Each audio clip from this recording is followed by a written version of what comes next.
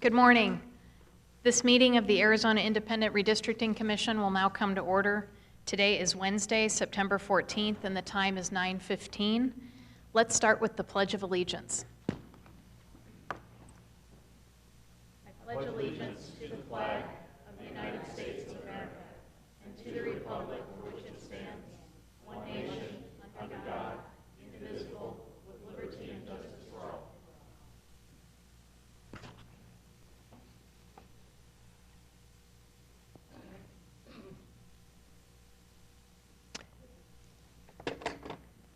Let's go ahead with roll call. Vice Chair Freeman.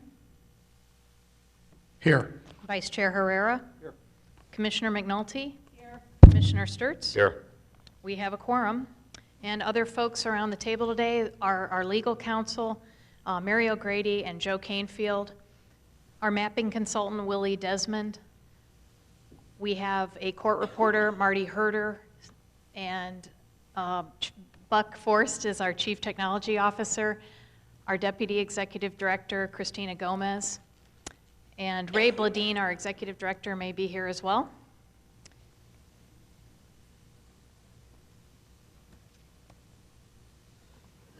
And our next item on the agenda is map presentations. I have some request to speak forms in front of me. This is a recurring agenda item for anybody who would like to present maps to us during this phase of our process. And I don't have any that say mapping, so I'm wondering if there's anybody in the audience who had anything for us. Okay.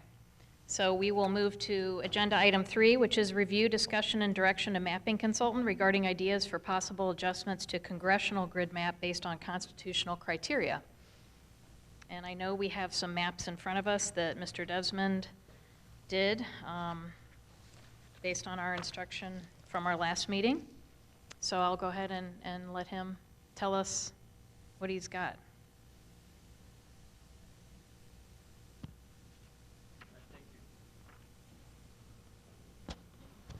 Testing.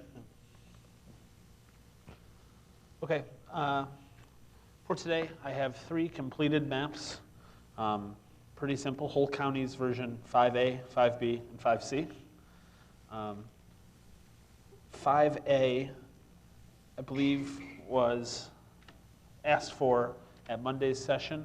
It kind of followed up the discussion of the 3 border district, river district combo map that we had looked at. And the question came up of making the 3rd border district run through Santa Cruz County as it had in the whole counties version 4A.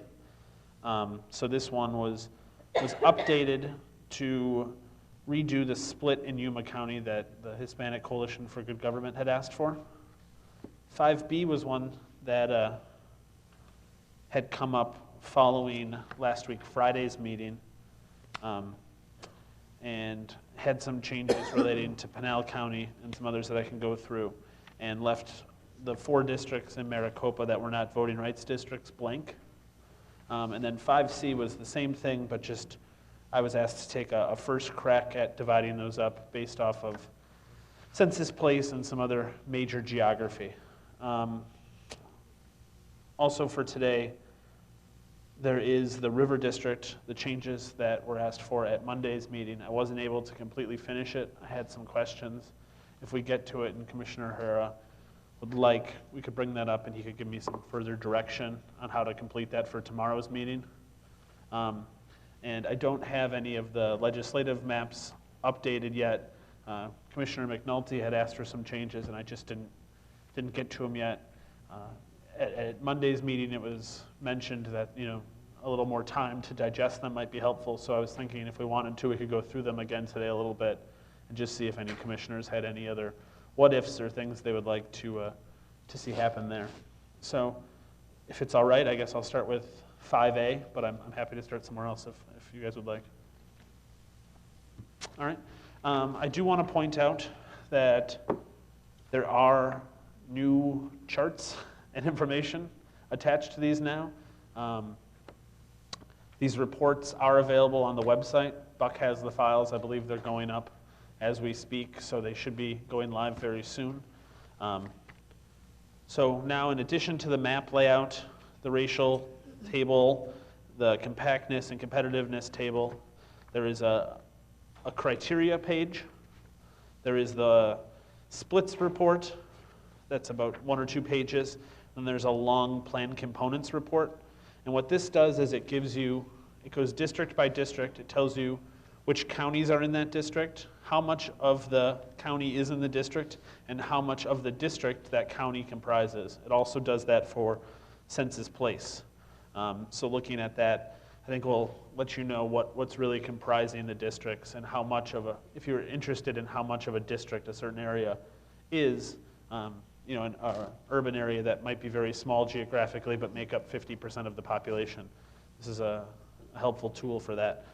So those are available on the website, and I would encourage people to check those out. I think they're going to be very useful going forward.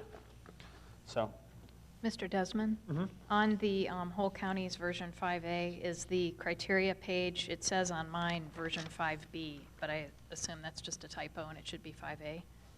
that is just a typo. Okay.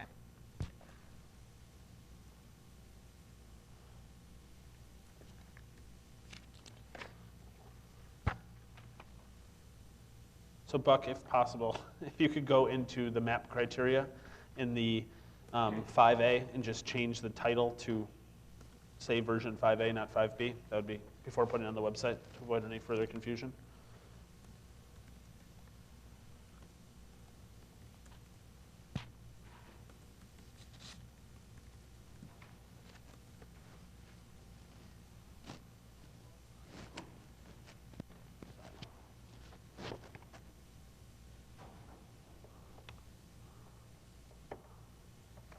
I assume everyone would want to see what we're doing.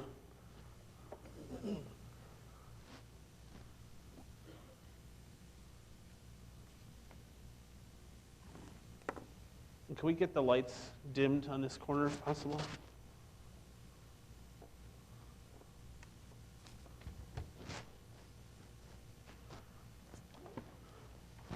Okay. So whole county's version 4A, which was the starting point for this, had taken the split in Yuma and got rid of it so that all of Yuma was included in proposed District 3, which was the majority-minority district in the south, and extended District 2, which takes part of Tucson and the eastern part of Pima County, and put it straight through Santa Cruz County, thus creating 3 border districts. For this version, the only real change was to redo the split in Yuma and then to take that population that was lost from District 4 or that was given to District 4 then, and remove as much of Maricopa as possible. I guess it'll be easiest to see that if we go into Maricopa.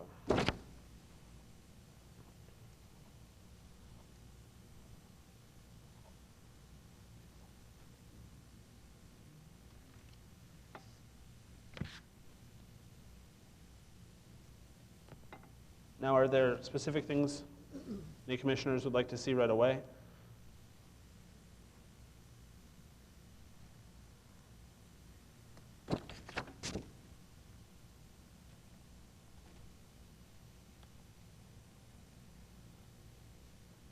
If not, I could also show you the border district that runs through Santa Cruz and up into Pima County. Yeah. Could we just take a look at and see where District 4 intersects with District 8, that boundary?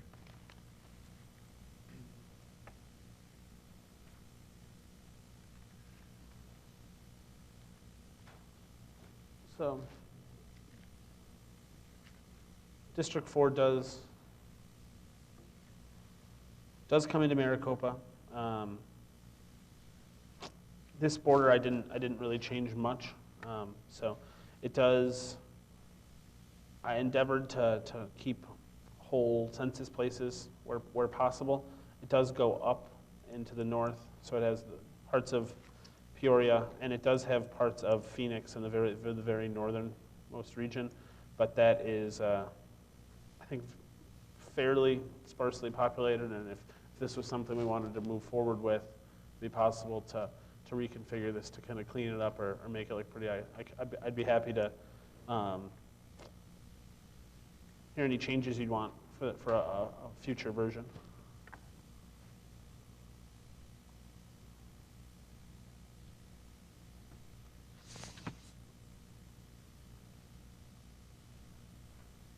If you'd like, I could go through the actual cities that are, I don't know how well everybody can see, so that might be helpful.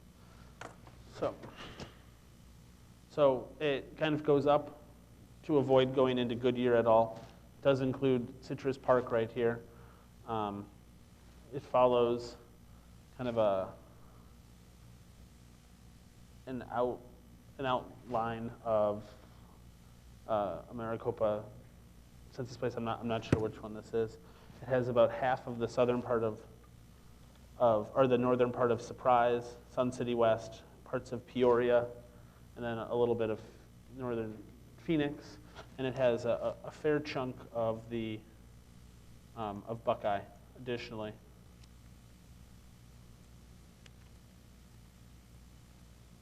the border is Highway 10 or Interstate 10, running out to the county line,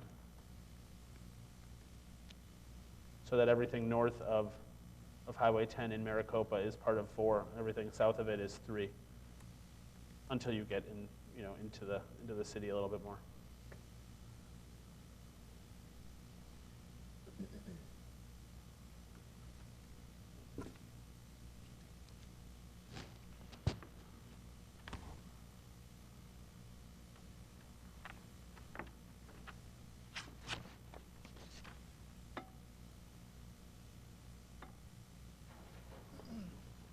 And the border on District 3 is the Minority Coalition's border all the way around, or have there been some changes?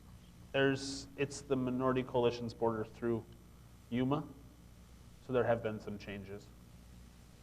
Also, Minority Coalition has a border that splits Santa Cruz on the eastern edge too. I could add that layer so you could see where it diverges, if that's helpful. Sure.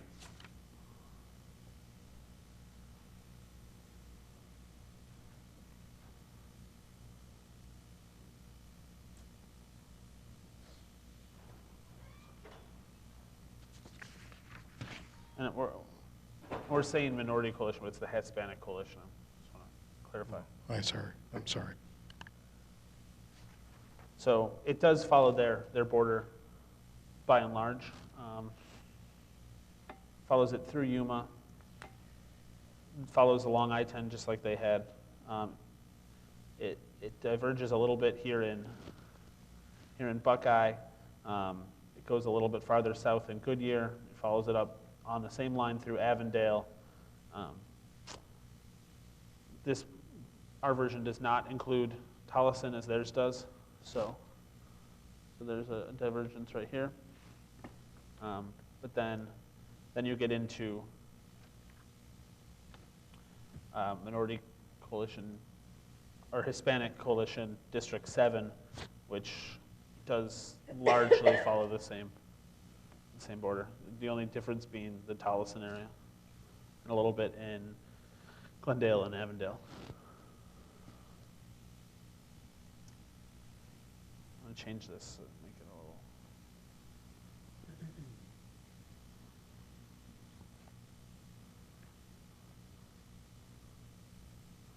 And then I guess it would be helpful if we looked, so you can see the other places where it kind of splits. So running through Pinal, they have it taking a little less of Pinal County. We had to make up that population when we left Santa Cruz whole.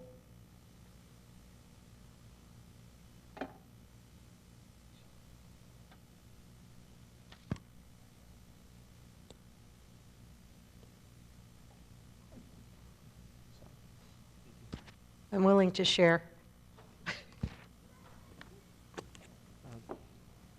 Mr. Desmond, Yes. can you take me to zoom in on District 4 around the Coconino Bowl Flagstaff area?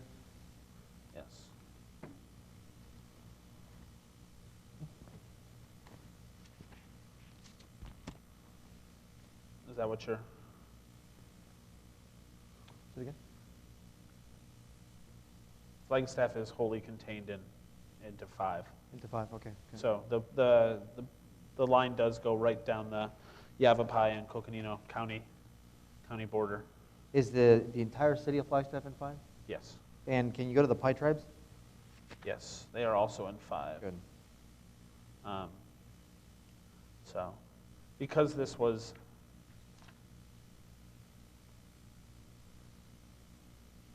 yeah, so the Pi tribes are And how far does District 3 go into Maricopa? What parts of Maricopa does it go into?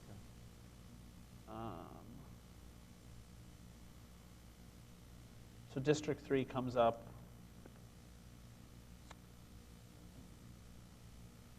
as parts of Goodyear, the southern part of Buckeye, Avondale, and then a good chunk of Tolleson and some of Phoenix, right down here. Okay. This is Tolleson, Avondale. Good. Okay. You know what? I know what Commissioner McNulty has been talking about, looking at competitiveness based on. I know right now you're looking at 2008, 2010 information, and this particular map creates 3 solidly Republican districts with 60%, 2 between 57 and 59%, and 2 between 52 and 53.75. So 4, I would say, solid Republican districts, well, 5, and 2 leaning Republican, and the only 2, the only 2 districts that are Democratic are the 2 majority-minority districts. So I just want to point that out. Obviously, this is a concern. Okay, I haven't used competitiveness at all. No, but I'm just basing it on. I haven't tried to maximize or anything. I know that, but I'm just using it based on the numbers you're giving us. Okay. Yeah, yes. Along those lines, it's interesting to just look at the evolution of HVAP on these different versions, because the River District / 3-border combo version 1A, and you look at that, we had Mr. Desmond do that, and District 3 was 18.78% voting age Hispanic. And then you go to 4A, and it's 50.25%. And then this 5A today, it went up in District 3 to 51.37. Right. Now, Mr. Desmond, if you can, what is the benchmark for District 3? Assuming District 3 is the lower one, I think it's 50.8. 50.8? Okay. 50.23. And the other one's 57.45? Okay. Okay. Madam Chair. Mr. Freeman? This 5A is, version 5A of the whole county's map isn't exactly my baby, but I just wanted to sort of walk through the thought processes on this what-if scenario. This what-if scenario began with our grid map, and the first instruction was to draw congressional districts to try to maximize whole counties. That's one of the constitutional criteria. So that map was developed. Then, since we have to satisfy the Voting Rights Act, overlay the Hispanic coalitions to majority-minority districts onto that map, and then also to adjust the map to keep Indian reservation lands whole. So that, and I think as a corollary benefit to that, since we're trying to keep whole counties whole or minimize splits in counties, we respect these sort of urban-rural concerns that we heard a lot about, keeping rural districts rural and not having urban populations, a segment of them intrude into the rural district. So we end up with a map that splits counties only where necessary to keep Indian reservation land whole and to satisfy the Voting Rights Act, and of course in high population areas such as Tucson and Phoenix, where we're going to have to make these splits. It did not try, it's basically an approach that begins from the outside of the state and sort of works into the urban Maricopa County areas. And it hasn't looked at issues yet like other communities of interest that need to be respected and the competitiveness issue.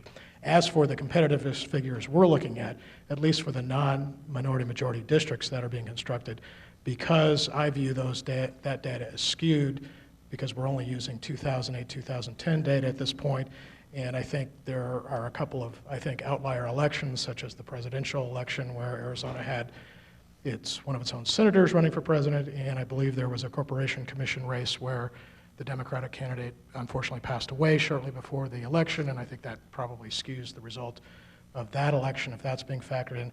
I know when I look at the numbers, at least for the non-minority majority districts, I make a mental adjustment in my head and sort of discount the Republican figure and bolster the Democratic figure. So I'm looking forward to seeing additional data on the competitiveness factor, so we get sort of a more robust data set as we analyze these going forward.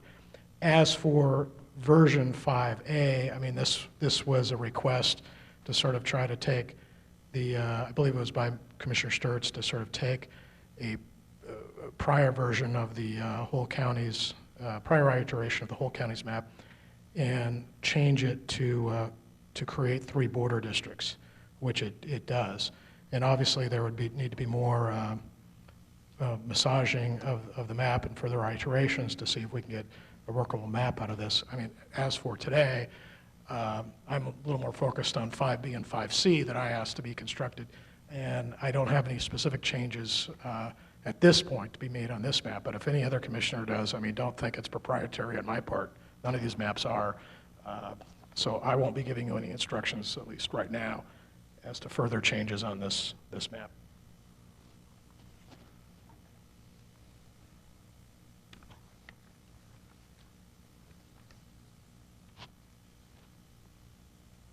Any other comments on 5A? Or adjustments that we'd like to see Mr. Desmond do for the next version?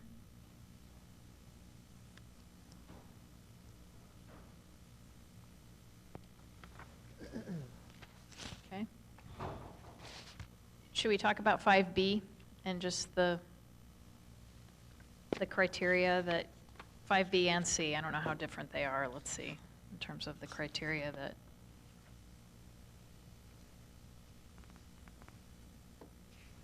Does the public have these criteria sheets in terms of what changed? They're on the website. Okay. Or they're going there. We don't have copies of the maps that are presented today available here at the meetings. They'll be available at the next meeting. That's kind of the process we've been going through. Well, should we talk about 5B and C? Yeah. Okay. Yeah. Can I just briefly I guess just show the Santa Cruz area here, because this was talked about in that combo map as the other way of having 3 districts. So I guess just the only thing to point out here is that Santa Cruz was whole in the Hispanic Coalition for Good Government's map. However, it was included in part of 3, the majority-minority district. In this version, to make the 3rd border district, it's grouped with 2. That's just, I guess that's the only thing I wanted to say here. So I think if we're going forward, there's 2 options with the 3 border. It's either to keep Yuma whole or to keep Santa Cruz whole. Those seem like the only feasible options to get the 3rd district in there. So, but I will go to 5B.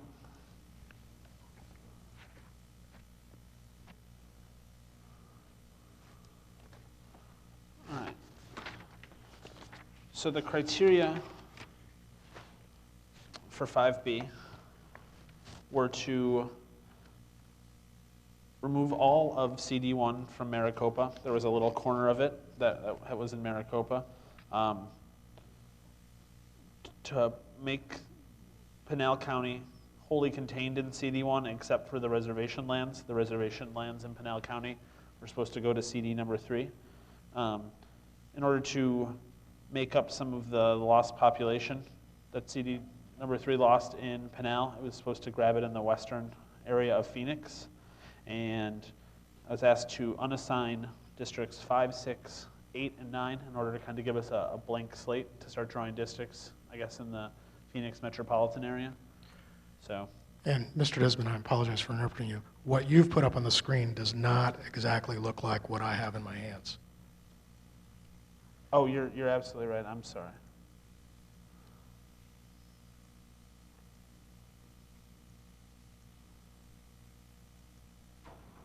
I had one of the criteria a little wrong, so I had a different version that I was working on for a little while. So this should match what you have.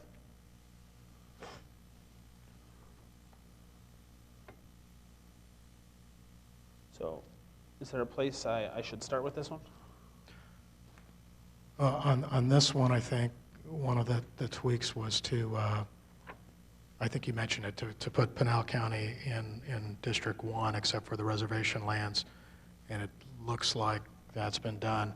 And then to make the border between 1 and the disaggregated area follow the Maricopa-Pinal County line. And then to the extent District 3 got depopulated, to have that district reach up slightly into what was District 8 to reclaim that population. But I think in looking at it, what we find is that, and perhaps you could focus in on that area, the intersection between 1 and the disaggregated area in the Southeast Valley, Okay. around Apache Junction. I'm just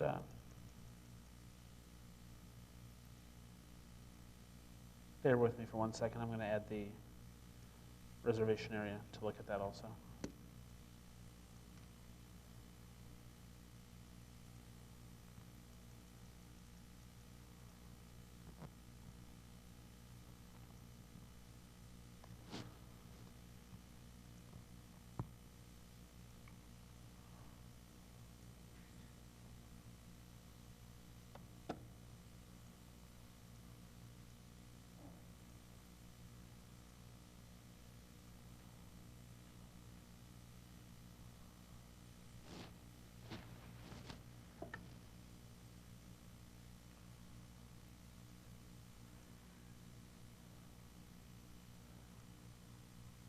Okay.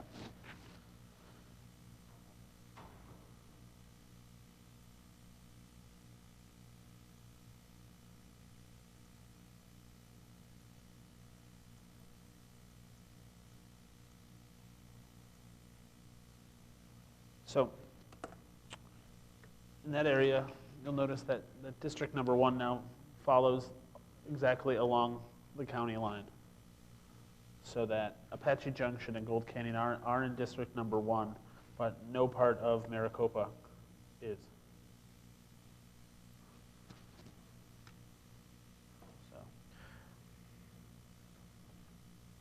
Okay, and then what I'm seeing is that on the stat sheet, District 1 is now, ends up overpopulated by 42,000 approximately persons. Yes. And so again, I have to emphasize that this is the whole county's approach that I went through a little earlier. It was not attempting to really look at communities of interest, and of course there can be tweaking and fine tuning and adjustments made, and even with respect to the voting rights districts.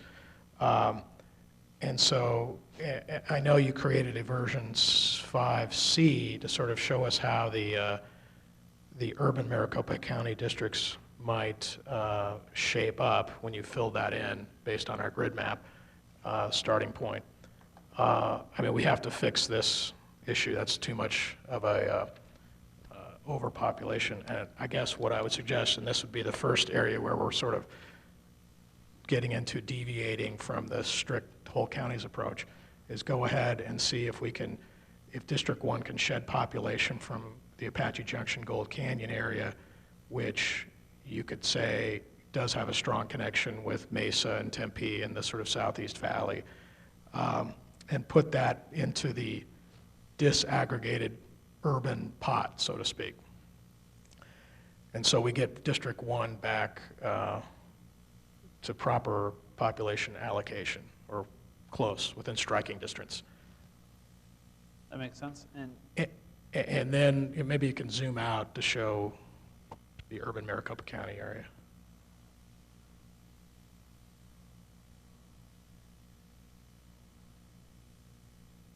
So yeah, we've left 7, which is the minority-majority district, in there. But if you were to mentally exclude it, we've got sort of the urban Maricopa County area that's sort of disaggregated, but it is, in a way, a sort of, it has a certain degree of compactness to it in and of itself. So what I would suggest for version 6B is to go ahead and, so we're consistent on our lines of thought, remove population from here until, from here being Apache Junction, Gold Canyon area, and see if we can get District 1 back within striking distance. Okay. And then that population that's lost goes into this disaggregated hopper, so to speak. And show us that, or show me that hop map for version 6B.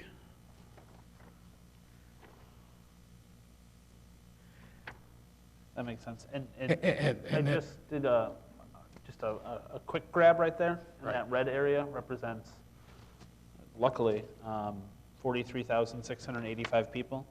So fairly close to the 42. So Okay, I well think then- that's There you go. I mean, this area in Apache Junction, that border, I guess, could be fine-tuned later, but for purposes of the next cut, let's give that a try. And then, so that'll be 6B. And then 6C would then to be, overlay our grid map on the urban Maricopa County area, and then adjust those lines to sort of create the additional congressional districts with, at this point, the thought being compactness and respect for municipal lines. okay. Does that make sense? It does.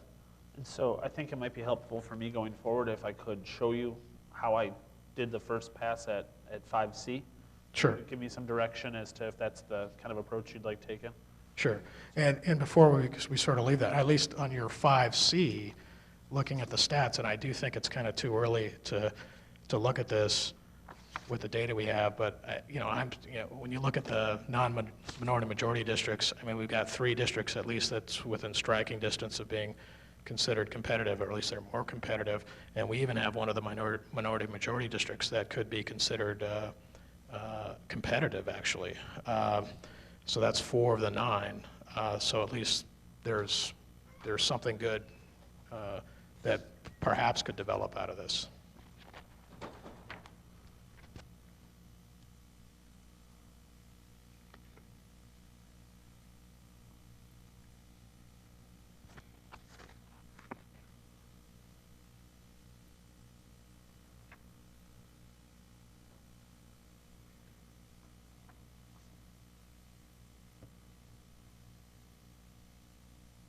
Okay, so for this map is exactly the same as the 5B, except that I took a first pass at redividing up that unassigned area into districts. If you'll notice the data table, because that unassigned area was a little short on population, districts 8 and 9 are both underpopulated. Once we add, I guess, the Apache Junction, and that unassigned area has enough for 4 full districts. The next pass we can hopefully eliminate that. So I guess what I would be looking for with this one is just, you can follow my methodology, tell me if it intuitively makes sense, if I'm doing the right thing. So I should say I did not do these in order of the number. I did them starting down here. I numbered them kind of based off of how things had relatively been numbered before. But the order they were done was, first I drew 6, then I drew 5, then I drew 9, then I drew 8. So actually I drew 6, 5, 8, 9. And if I turn off this shading, put back on the census place, I think you can kind of see my thought process.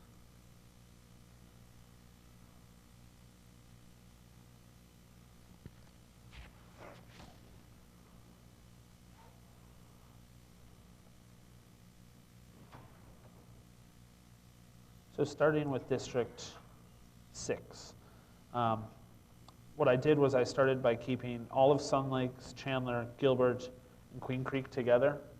Then I extended straight up into Mesa to just round off the population to get the 710,000 we needed. Following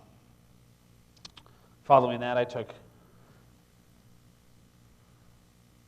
all of the rest of Mesa, started with that, included all of Tempe, the part of Phoenix, I guess, Ahwatukee, that is left hanging off by the Hispanic Coalition's District 7, added that. And then I just kind of worked my way straight up, taking South Scottsdale, Paradise Valley, and parts of Phoenix. I would have liked to not split those, I guess, but since they're all large enough that they need to be split, I didn't worry about that too much. I did include the Gila River or Salt River, I'm sorry, and Fort McDowell reservation areas in this district, and I attempted just kind of to go straight across into the top of Paradise Valley because that kind of lined up with Salt River. So I guess the last place I made up population was down here, and this followed tracks and then I think block groups in order to get it right to the 710,000. And I think it ended up being fairly close in district number 5. So yeah, it was only 70 people off using kind of large chunks. Then with the rest of the unassigned area, districts 8 and 9, I started by trying to keep all of the census places on the western side of the unassigned area together, and then I couldn't decide between trying to keep these 3 together and with 9 or these 3 together and with 8. Since this area up in the northern part of Phoenix seemed kind of lightly not as densely populated as the southern part, I decided to try to keep all those areas together. So I wrapped up, grabbed these 3, and then went down into Phoenix to the point where I got fairly close on population and had just using census tracts. And then for District 9, I included, of the unassigned area, I just followed the border of Scottsdale and then took the rest of Phoenix that was left. And that also includes, I guess, the Fountain Hills area and the part of Rio Verde that was in the unassigned in the county land. It's around there also.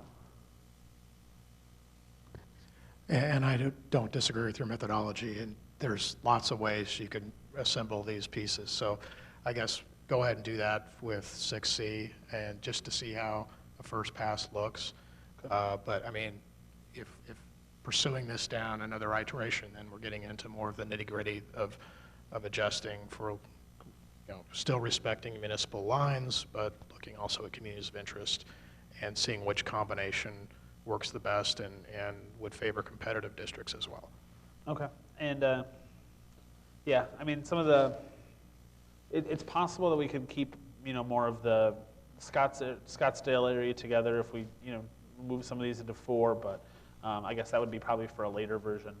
Right now, I just left the unassigned completely as it was. So there's places where they're split with 4, but that's how it was, so I just didn't change that. Are there any other questions on this particular map? I can zoom in on any more detail anyone would like, or answer questions. I think, and also if there's any other changes you guys can think of right away to either of the reports or the packets that we're putting together now. I think I've incorporated a lot of the things you've asked for, so let me know if there's anything else that would be helpful to you as you're trying to evaluate these. Madam Chair? Mr. Sturts? Willie, your data charting map for your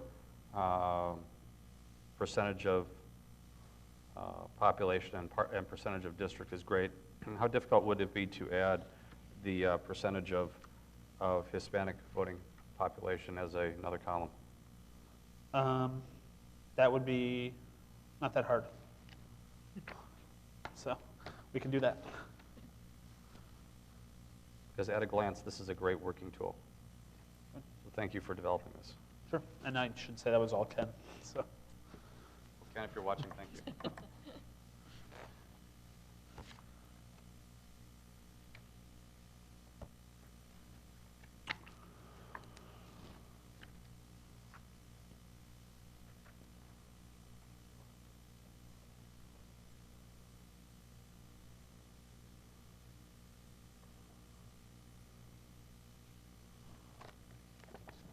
So is there anything else we'd like to see with 5C or other what-ifs or questions, comments on congressional? Madam Chair, I'll just make the comment that I view this from a different perspective. I don't see county lines as the overarching goal here, respecting county lines. My perspective is more to start with the communities in Arizona as I see them and build from there together with the Voting Rights Act. So it's just a comment. I see a lot of things on this map that to me just don't jive with the way I think Arizona fits together. But we'll talk about those things more later, I'm sure. Any other comments? Yeah, Madam Chair. Mr. Freeman? And I also recall hearing a lot of public comment about people being concerned about keeping their counties whole.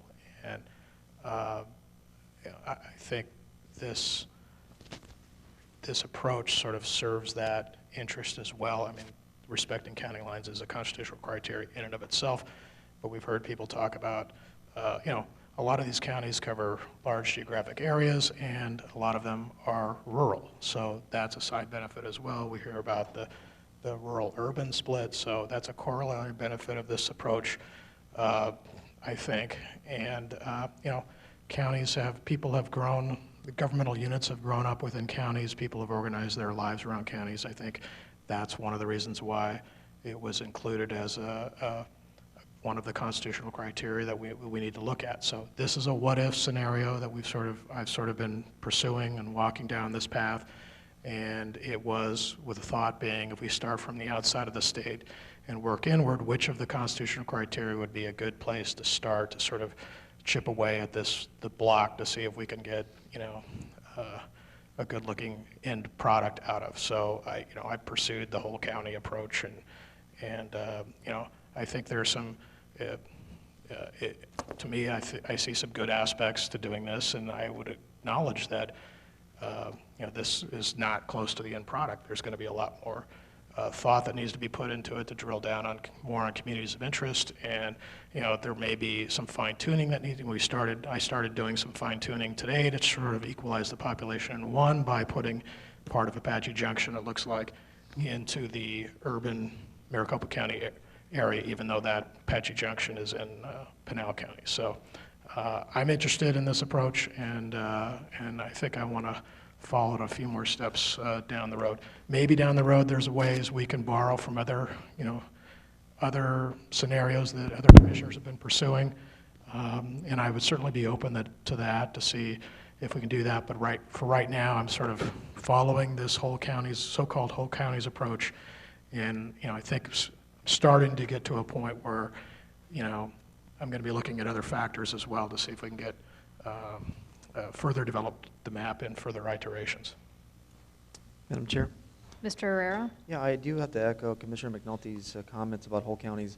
I think there's people within counties that are bordering, they live in one county, but they live not too far from another county that probably have more in common with the border next to them that they do with the county next to them that they do with the current county that they live in. So I'm not, like I said, I know this is a what-if scenario, but again, I got to stress that, like I said, there's people that are, that communities of interest or individuals that really do have more in common with the bordering county than they do with the current county that they reside in. So I just want to stress that we did hear that during public testimony. And Madam Chair? Mr. Freeman? I think the adjustment that will be made to put AJ in with the urban Maricopa County areas illustrates that point perfectly, that there's a community that's right on the border and perhaps has more in common with the other county. So that was an easy place, I thought, to make an adjustment to sort of break in a small way from the whole county's approach to get CD1, the population of CD1 in balance. So I agree with Commissioner Herrera. There may be areas around the fringe where we need to do fine-tuning, and that's something I think that would come in a further iteration of this what-if scenario. Madam Chair?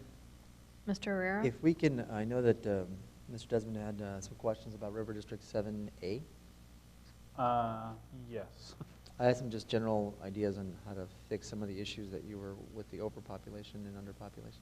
Before you leave this, though, mind if I just ask a quick question? On this, on either 5A, B, or C, I just would like to zoom in on the northern part of Pima County. I wanted to see what you have going on there with District I'm sorry, 2. which county? 5A, B, or C, Which county, though, did you want to zoom in on? Pima. Oh, okay.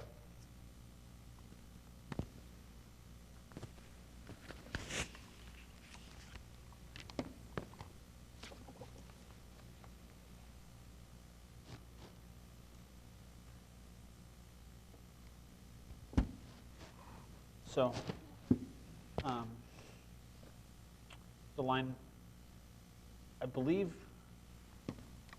tracks largely with the Hispanic Coalition for Good Government's line. Includes all of Morena in District 2, all of Picture Rocks, and Avra Valley in District 3. Goes through Tucson, kind of splits it down the middle. Includes all of South Tucson in District 3. It does seem to respect census places to some degree, actually for a large degree. I can go specifically into Tucson or something if you wanted to see the streets that comprise it, or... No, just the northern border area. I just wondered what's going on up there. Okay. I can zoom in a little more.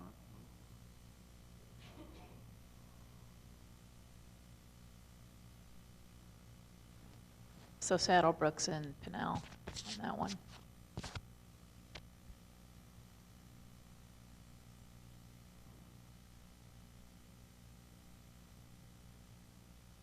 Or I should say a different district.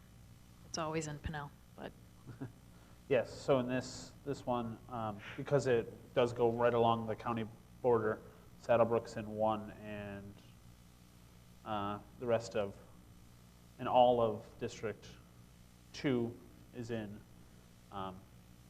Pima County.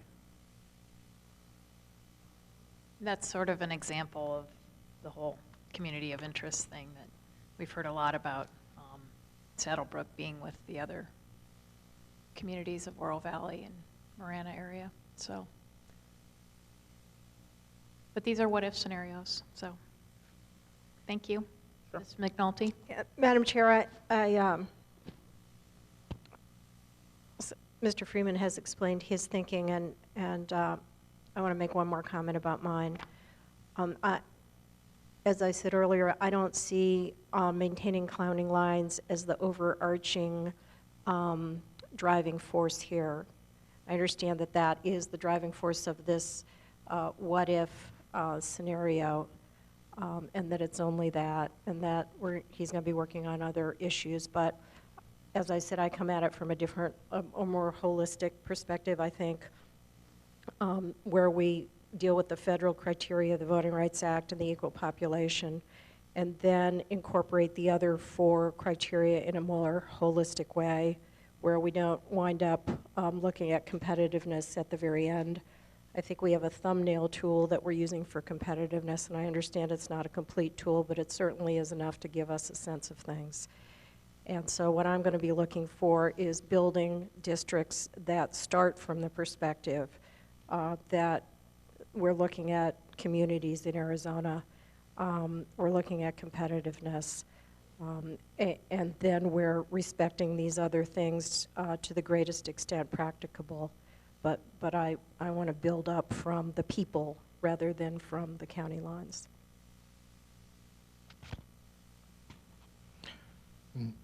Madam Chair? Mr. Freeman? I don't want us to get too wrapped up in the names we're giving these what-if scenarios. We have the so-called whole counties approach, we have the river district approach, we have 3-border district approach. I mean, these are terms of convenience that we're giving these so we can sort of sort them and keep track of them.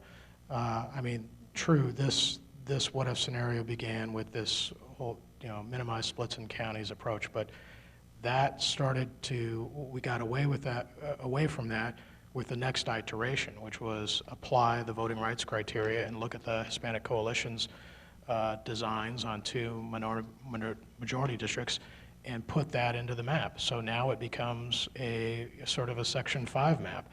And then we also get into communities of interest and voting rights concerns with keeping tribal reservation lands home. So we're applying all the criteria and seeing what's possible, and I think it's important that we try to do that because we need to create a baseline approach and see if we can, maximize our respect for the constitutional criteria and see what different combinations of maps we can put together that do that, and then favor the one that, that is going to give us more competitive districts. So, we call it the whole county's map, but that I don't view it anymore as the whole county's map. That was the sort of initial premise for a starting point as we move the grid line, the maps on the lines on the grid map.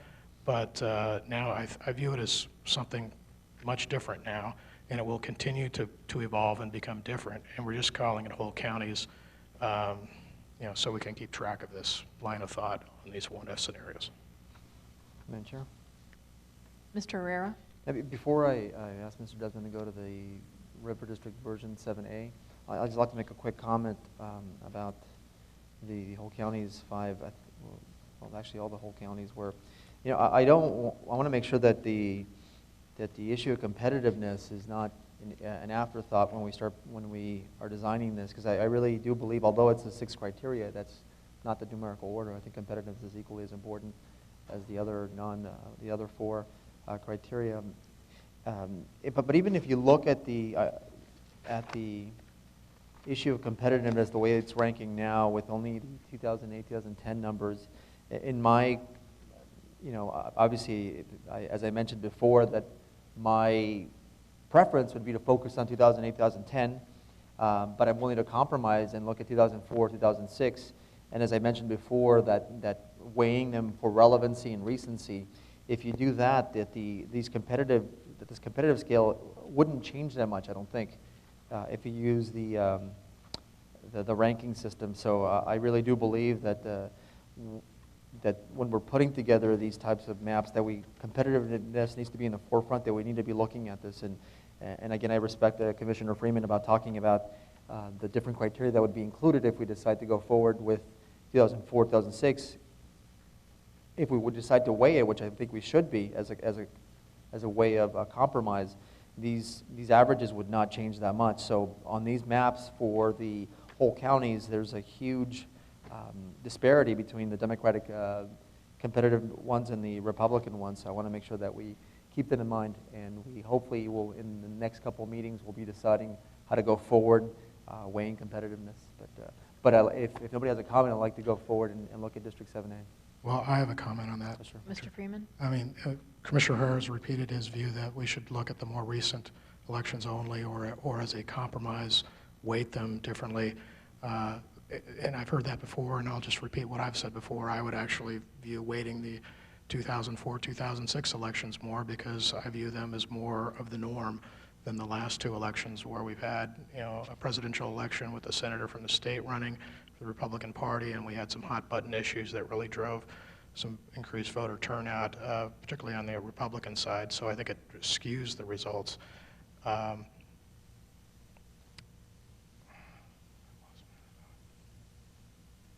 Madam Chair? Sorry, I lost my thought. Mr. Sturts? I'll jump in here. I just want to remind everybody, in 2008, of the congressional races, there were 5 Democrats that were elected and 3 Republicans. And in 2010, there were 5 Republicans and 3 Democrats. That's perfect. And the only 2, so what we've got is the blend seem to have been, and we've been told historically that those were quote-unquote non-competitive districts. The two districts that held on actually were as purely Democrat districts were 4 and 7. But they swung in 1, they swung in 5, and of course 8 held as a Democrat seat. I'm real comfortable, and nothing changed between those years, just the politics that was changing and the people that were running. I'm a huge fan of competitiveness. I just want to know what the data is that supports it. It's real easy for me, in my view, is that getting equal population to extent practicable is the easiest piece of this criteria. It's just carving it up. We did that already. We did that in the grid maps. The grid maps for both legislative and congressional gave us equal population. So from the grid maps alone, we've met that criteria. The next piece is that we're going to be determining this based on Voters' Rights Act. We've had, I think, if my math is right, 22 different iterations that each one of them, in very close one way or the other, met the criteria for congressional. Each one of them, I think, Strategic Telemetry has come forward with maps that actually met the criteria. Very close within percentages and very close within different areas. We are not, I think that the idea about driving anything by a particular line on a map as far as a county is concerned, it is one of a variety of what we have is 7 more and 8 more individual criteria within the next 4 that we need to determine how we're going to do this. They weight themselves, they respect each other. This is going to be a moving target process. We're approaching this from at least 3 different ways just on the congressional maps right now, and we haven't even started drilling down on the legislative maps, which in my opinion is going to require 3 times the amount of energy that we're putting into the congressional, because we're looking at 30 individual maps instead of just 9. And if we're going to meet these deadlines, we've got to start drilling down on these definitions, what we're going to really focus on, and start making adjustments that are going to reflect communities of interest, competitiveness, county boundaries, visible geographic features, cities, towns, undivided census tracts, all of this data. And we're still looking at this at the macro level. So I think, Madam Chair, as I'm just wanting to wrap this up and then go to Mr. Herrera's commentary on the next maps, we need some time to digest and really bring back some ideas, not only congressional, but really start drilling down on these legislative maps, because we haven't spent any time talking about those. Thank you. Ms. McNulty? On the naming issue, Commissioner Freeman, this exercise has been based on not splitting counties up until this time. So I think the name of this map, at least so far, has been accurate. And my only point is that the whole counties are one part of one criteria. And just from my perspective, they aren't the unifying force here, or the unifying concept. I really do think that's the people of Arizona and the communities of Arizona. And so I'm looking to build from that rather than from a perspective that starts with maintaining particular lines. Madam Chair? Mr. Freeman? And with respect to that, with the very first iteration of the whole county's approach, we split counties because we had to do that to respect the Voting Rights Act. And we split counties to keep tribal lands whole. So counties get split there. But I think it's important that we try to see what's possible, because while we have to favor ultimately competitive districts, we also need to determine whether to do so would cause a substantial detriment to the other goals. So I think we need to know what out there is possible with respect to the 5 other goals, so that we can then make that determination. Have we caused a substantial detriment to the Commission's job to meet those other goals?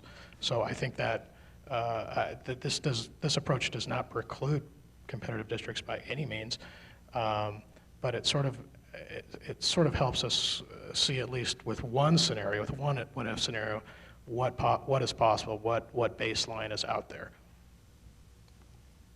Thank you. Madam Chair? Mr. Herrera? You know, the reason why I keep bringing up the issue of, weighing these 4 elections, I mean, a lot has changed in 2004, 2006. This state has taken a huge turn to the right. You almost don't recognize the state from 2004, 2006. So that's why recency probably trumps talking about, the data was skewed in 2010. Well, the Democrats had a pretty, as Commissioner Sturts mentioned, the Democrats had a pretty good election in 2008. They won 5 congressional seats out of the 8. So they had a pretty good year. So that's why I think basing it on recency probably is the right way to go. And again, a lot has changed in the states. So again, we're going to not necessarily have to come up with definitions, and which I wouldn't recommend, but coming up with measurements is probably the way to go, and that we need to do sooner rather than later. And that's all I'm going to say about that, because I really do think that I've made a good point on why we should be weighing them and why it should be weighed from the reverse, as Commissioner Freeman had stated. I think I made a pretty good point, too. Madam Chair, Mr. Sturts? I just want to sort of remind everybody and my fellow commissioners as well as that party registration and voter history shall be excluded from the initial phase of the mapping process, but may be used to test the maps for compliance with the above goals. That's outside of our 6 design criteria. It's not, we should not be using data points as part of our design criteria. We should be using them as testing models. And I get really concerned, and I'm going to make this continue to be part of the record, that if we continue to take fractionalized pieces of data and use this as decision makers, as well as political climate as a design criteria, or that there is a political motivation to reset the basis that was just explained by Commissioner Herrera, to reset this to a different state, our criteria is not designed around that. We're supposed to we're supposed to create districts that, I think Commissioner McNulty named it out probably as clearly as anybody. In your earlier explanation, these are supposed to be maps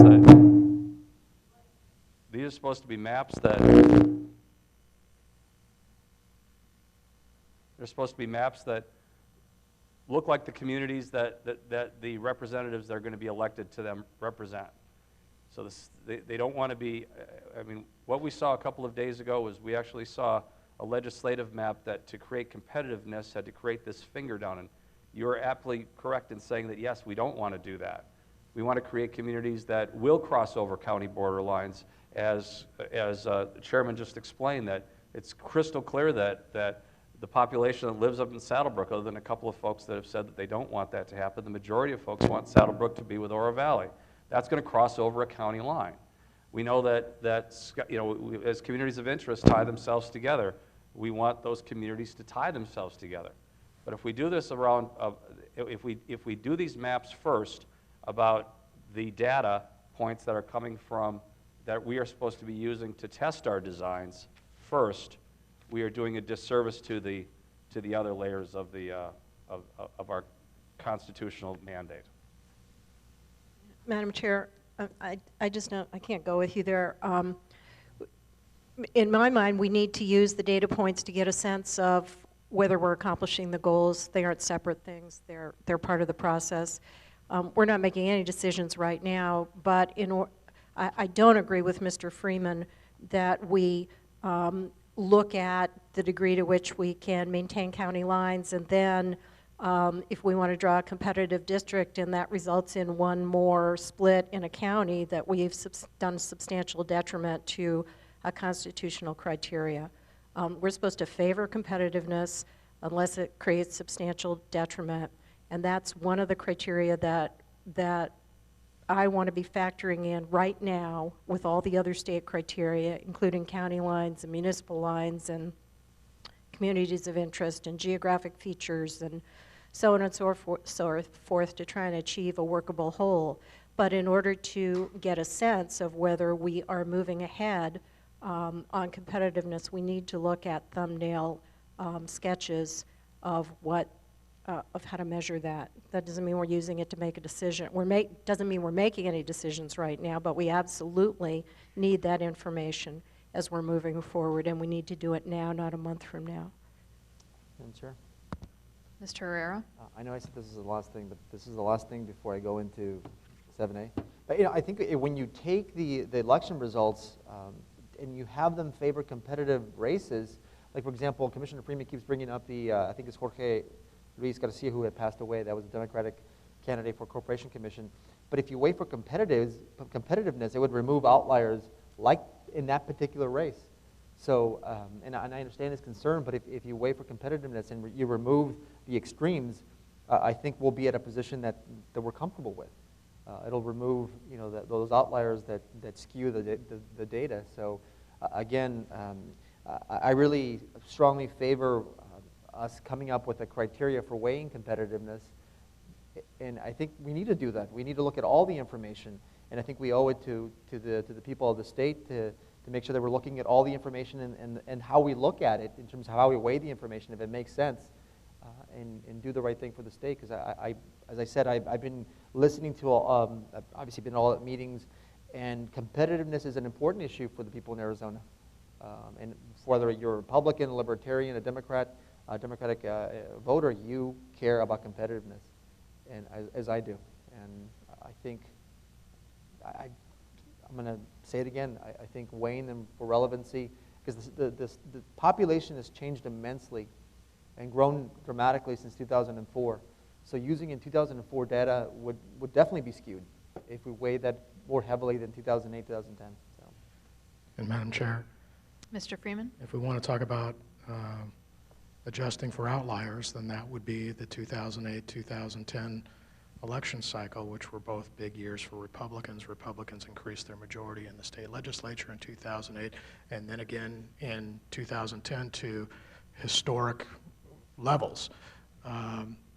As I recall, back in 2008, the Democratic Party wasn't exactly happy with that outcome of that election, and I think they tried to, there were some shakeups and they made some adjustments to try to deal with that the next go round. So these were both big election cycles for Republicans in this state, which is why I would like to see a more robust data set. I also don't think we should commit ourselves.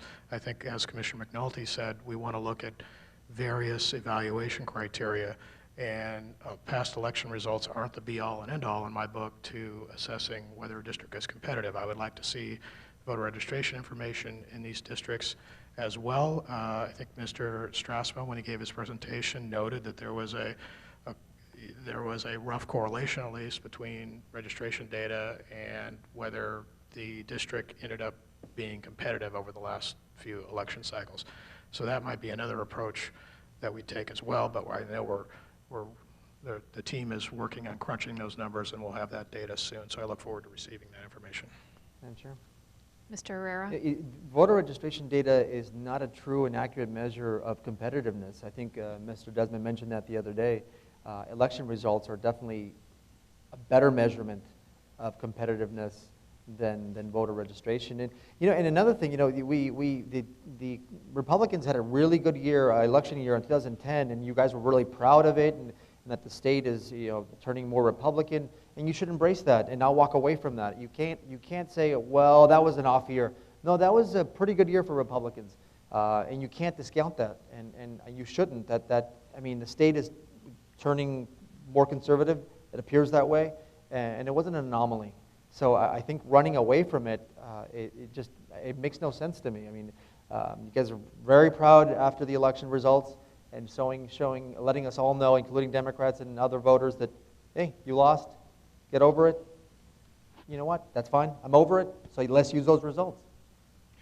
Madam Chair? Mr. Freeman? I hope what transpired nationally in 2009, 2010 was an anomaly. I think there were some national issues that perhaps, I'm not an expert in this area, had some influence on what happened in Arizona.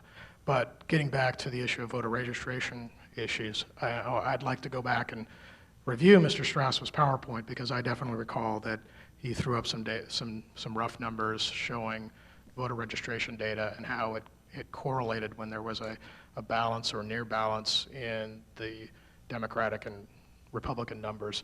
It also seemed to correspond to a district where the outcome was in doubt, and there was some transition from Republican and Democratic representatives in those districts. So I think there was a correlation that he showed there, which is why I'm interested in seeing that data as a part of our more robust evaluation tool. Okay, I'll have, can we move into? Was there anything I'm else sorry. from anyone else? No, Okay. other than I may need to run to the restroom. Okay. Well, let's check the time. It's 10:25. We can take a 5-minute recess and come back. 10:30, so recess is starting. Thanks.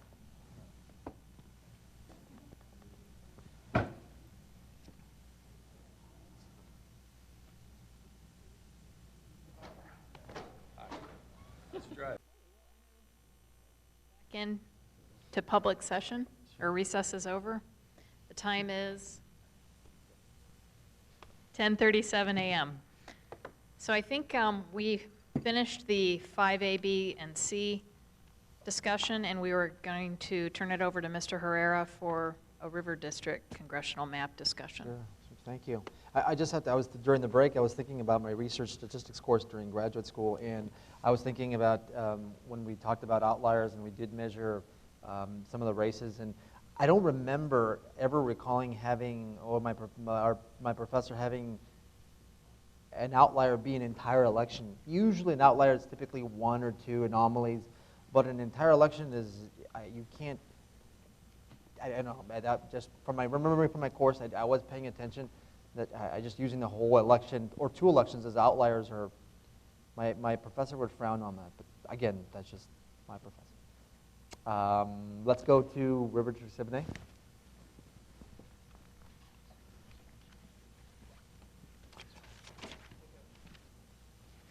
All right, so this is a work in progress for tomorrow. The reason I guess we're looking at it now is I had a few questions about how to proceed further. So the issue is that if you pay attention to, if you can read the data table, district number 4, which is the river district, is underpopulated by about 81,000 people. District number 3 and district number 6 are both overpopulated. So district 6 has about 53,000 extra people. District 3 has about 35,000 extra people. So I guess my question is, where do you want me to grab population to add into the river district? And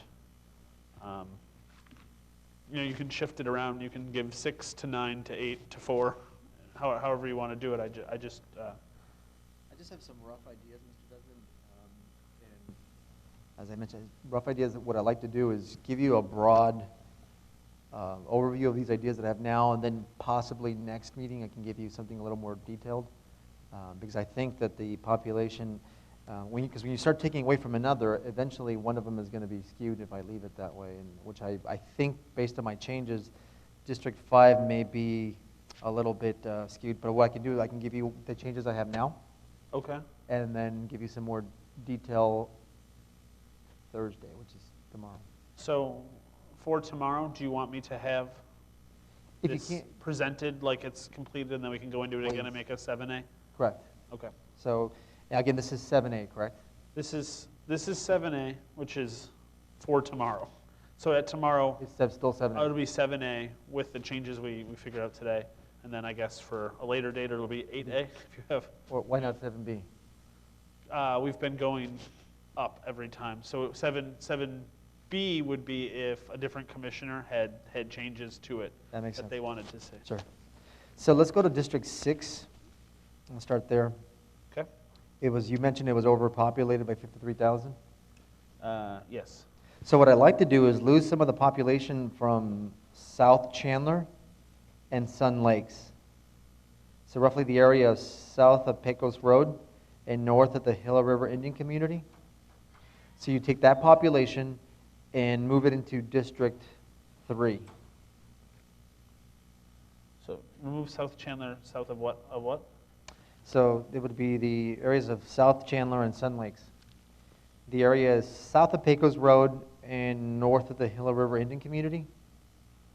So it would be taking 6 to 3. Now we got to balance the population from 4 to 3. So what you can do is you can move population from the Pinal County portions of District 3 to District 4. Now, I'm sorry. So that area would go from, if you look right now, so that's this area. That's you're talking about in District 6, correct? correct. So Again, these are just broad changes, and hopefully they make sense to you, because that does make sense. I just don't know. I think we would have to move that. So we would move that to District 3 then? correct. We're talking about District 6 for right now, moving So- into District 3. Okay. So if I'll take the 30 or the 53,000 away there, so then it'll be District number 3 will be Bigger. roughly 81,000 over. District number 4 will be roughly 81,000 under after that change, correct? Yeah, then let me make this change. So now you can move, with the changes I proposed, now this means you can move the population from the Pinal County portions of District 3 to District 4. Now you may have to go through District 5 a little bit, which is okay for now. What I'll do is I'll look at fixing District 5 at the next meeting. I think it'll skew District 5. So one option, I guess,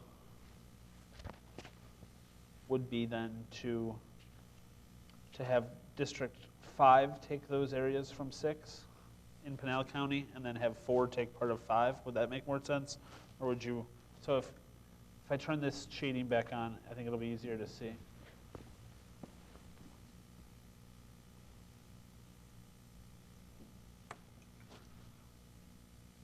All right, so this line is the county line. Correct. And what you've asked me to do is to take areas in 6 And 6, and give them to 3, correct. and then give this area in 3 to District 4. Correct. So one other option would be to give this area to District 5, and then give some of the northern parts to District 4. But I think that would change some of the changes. Okay, so you That's the want only this, problem.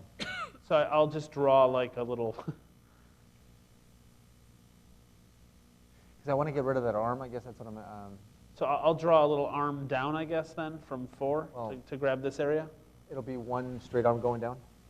So in order for this to become part of 4, it needs to come down. That's fine. Okay. Okay.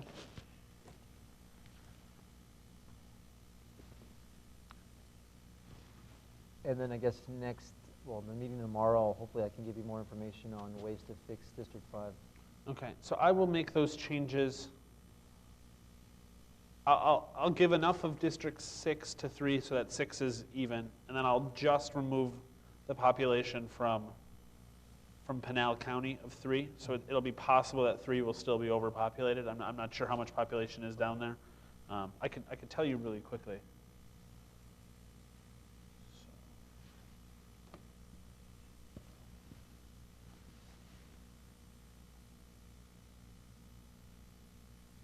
Okay, so if we remove this portion of 3 from Pinal County and give it to 4, that is 84,000 people, so that'll put 4 a little bit over. By how much? It'll depend on how much it takes to draw the arm coming down. Let me just do a rough grab. We'll see. Willie, while you're doing it, just tell us what you're doing. Yeah, if you don't, You know, kind of, because we're struggling with this every day, just to get familiar with this quickly. So Okay. tell us how you determine that population in the arm.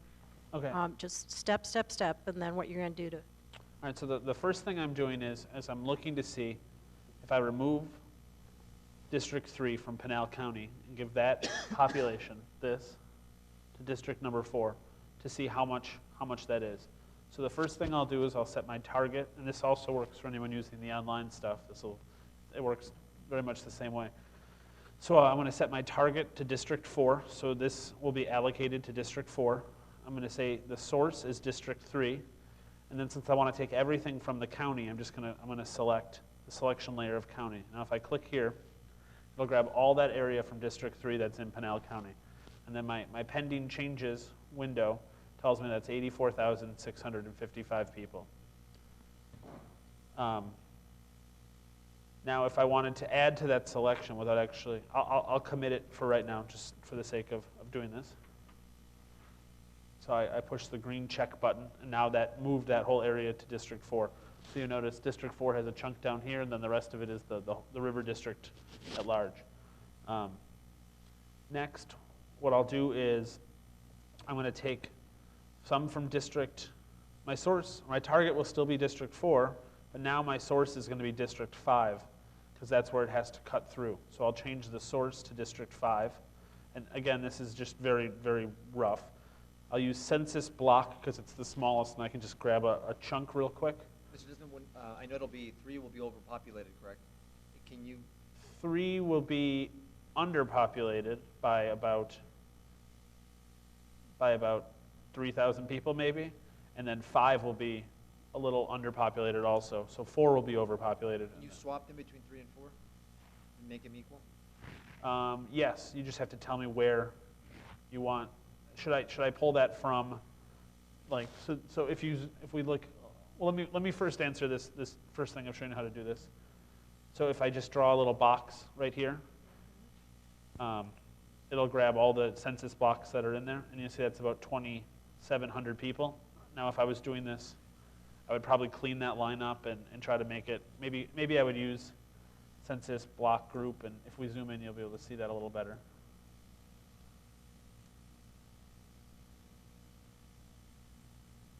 I'm going to remove the shading again. I'm going to turn on the block group line.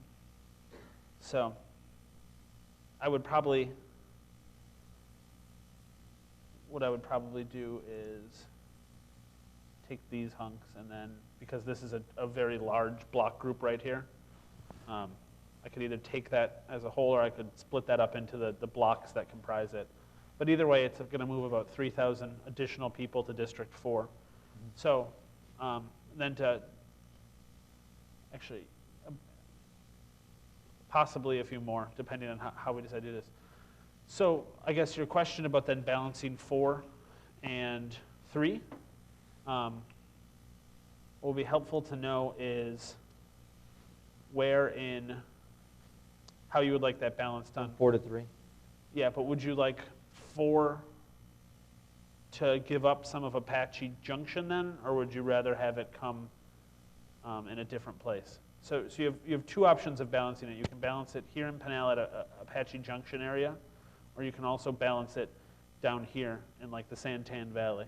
So one of those would have to go back to 3, either part of the Santan Valley or part of Apache Junction. Do you have a preference? Can you go back to Apache Junction again? Sure. So currently, this is all District 4, and then this is 3. It runs up against the county line. You could grab a little bit somewhere here. I'm not sure where. For compactness, which would make more sense, Apache Junction? It's only going to be a few thousand people, so it doesn't, for compactness. It won't matter. I mean, they're both going to be going to be crossing the county line. Oh, we don't want to do that.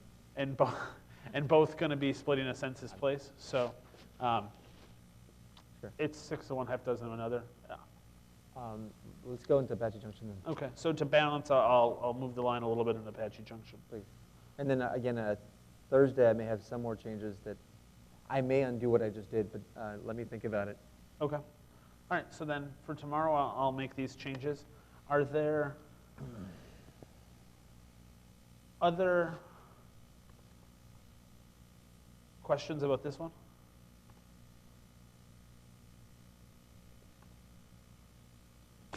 What are all the white areas? They're not census places? They're like unincorporated? They're unincorporated Okay. areas. And just, I'm sorry, but in that little area of Apache Junction, go back to the census block, to the view you were just looking at. Okay. Now, are those block groups or? The blue lines are block groups. Okay. And what's within, pick one and what's within it? Yeah.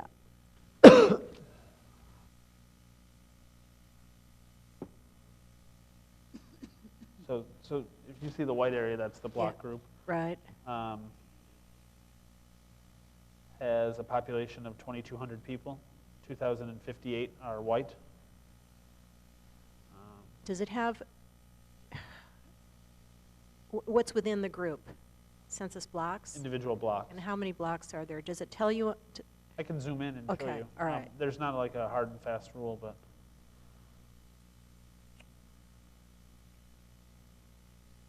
I'm just going to select up here to clear that.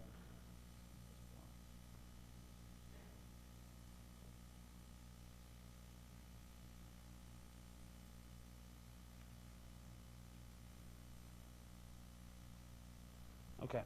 Okay, all right. So within this block group, which is this square, I'll make this line a little heavier so people in the audience can see.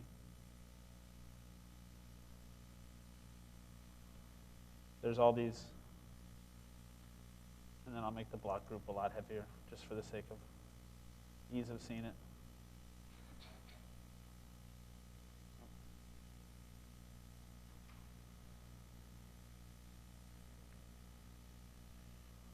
So the dark lines are the blocks.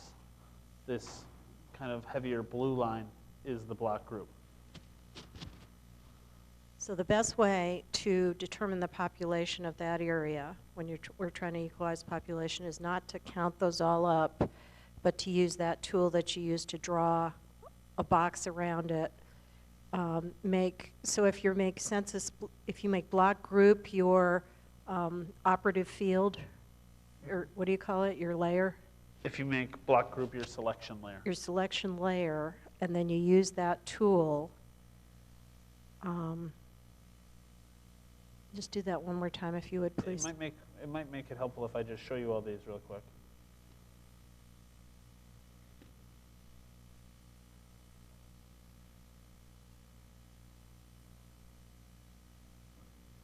Okay, so let's just for the sake of seeing this, if I select at the block level, I click right here.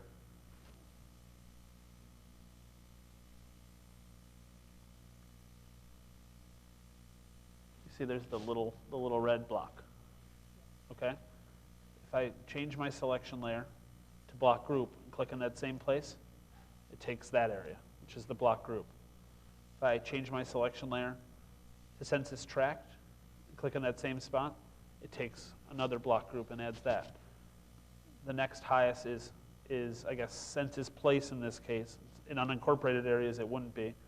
If I click right here again, it'll take all of Apache Junction and add that.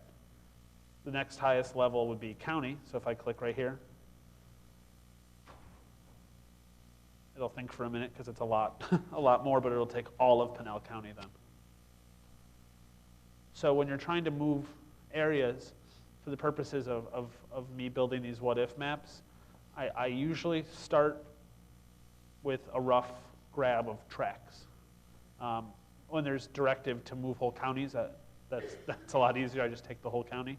Then when I try to balance it a little bit, I go down into the block group level, and then where appropriate, usually more so just to make things look cleaner. If there's like a tract that sticks out a bunch, I'll cut that, or I'll cut that in half. I use blocks. And then when we actually get to the draft map and we have to use a 0% population deviation, we'll be using the block level to find, the block that has 18 to move it to one, and we're moving one that has 35 to another, to really tweak it to get to zero population deviation. But that's how the levels of selection work. And with each choice, the population is going to be shown in the pending changes box. It's going to show you what the population of the area that you've selected is. It'll show you, yeah, that for that red area, it'll show you how many people are in there, how many came from which district, and how many they'd go into. And I've just been handed a note that all these maps are online now, so anybody watching on the live stream can follow along a little easier. But this one isn't because it's not ready to be presented yet. Madam Chair, Mr. Herrera? can we go back to the map again and look at Santan? Yeah. I may have,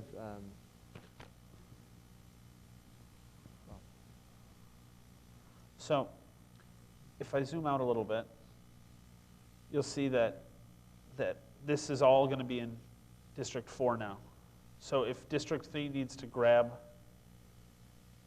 a little bit more of it, it could take some from here. It could take part of Queen Creek or something. can you swap in, instead of Apache Junction going into 3, let it be Santan? Sure. And would you prefer it to be the Santan Valley or the rest of like the Queen Creek area? Just right now, just Santan. Okay. And it will just be a portion of it because it's only going to need a few thousand. Yeah, that's fine. Okay. Thank you. I think those are all my changes in for 7. Okay. Anyone want to create a 7B? Okay. And just a public service announcement too, we are going to have a webinar this coming Tuesday evening.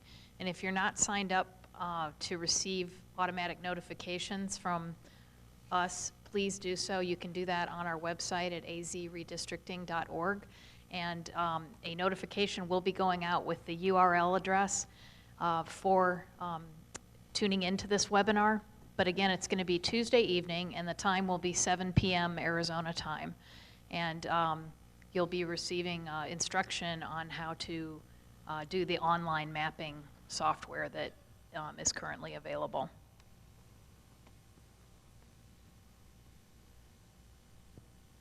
So, any other congressional comments before we move to the next agenda item? Oh, Mr. Desmond? So just to clarify, I believe that this River 7A is the only map that you've asked for tomorrow. Does anybody else have anything else congressional-wise that they're waiting for? Yes. Yours also. Yeah. Okay. Yes.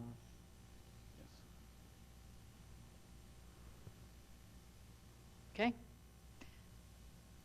So our next item on the agenda is, Madam Chair? oh, Ms. McNulty? Oh, it's me, Mary. Oh, I I'm just sorry. have a question.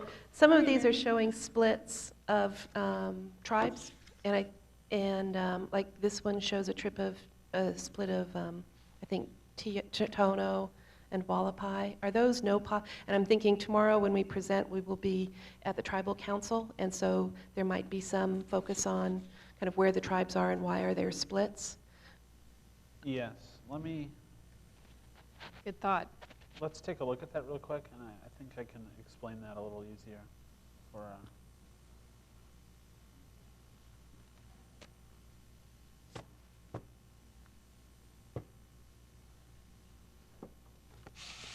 So which one showed a split that we can look at? I'm sorry. Well, I was looking at River District version 6A. I don't know if that's still the same one you've been working off of, but it showed a split of Tohono. It showed that being in 2 and Wallapai being in 2 districts. Okay. Let's go through. So if I select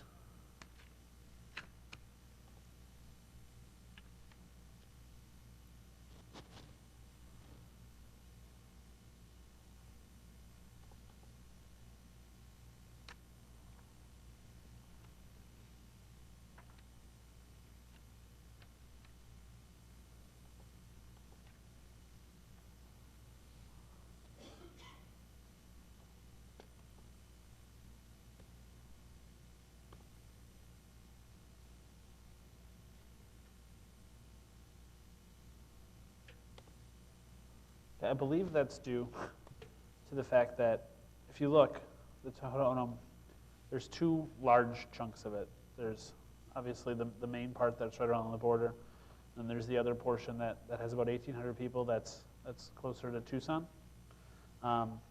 Additionally, there's some small reservation lands kind of up in this area, and I'm not sure exactly what the population of those are, but we can look really quickly. When we haven't been splitting reservation lands, I've been viewing that as one contiguous chunk of the reservation land hasn't been split, so that none of these pieces are split in half, but it is possible that there's some small like tracts of land that they might own that are not with the main part. That's something we can adjust if we get feedback that yes, indeed, this tract is very important to put with the thing. But if you'll bear with me for 1 second, I'll let you know the population of some of these. I suspect it's not terribly high.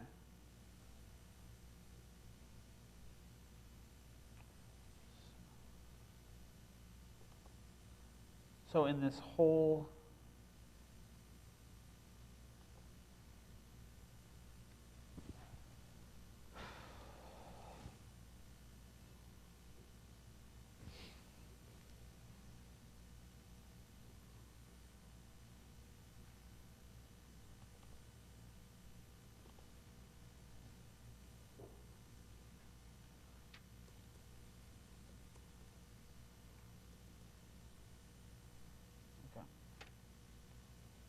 So in this one down here, there's a few hundred people, it looks like. This one in the middle has zero population, zero population, zero population, zero population, and no population. So the only population that's in this portion is this one, and it looks like it's divided into a few census tracts. So right here has 87, 59 people, 109, 90. So there's a few hundred people there. And it's not intentional to break them off. I think it's just it's kind of a little blip that's easy to miss, I guess. So.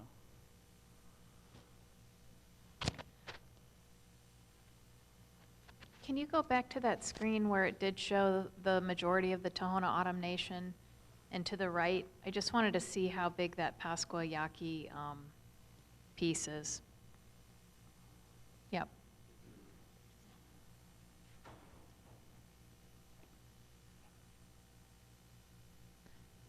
So the Tohono O'odham sits over the Pascua Yaqui, or how does that work? It's like abutting to the north? Pascua Yaqui's north of Santa Vera, I think.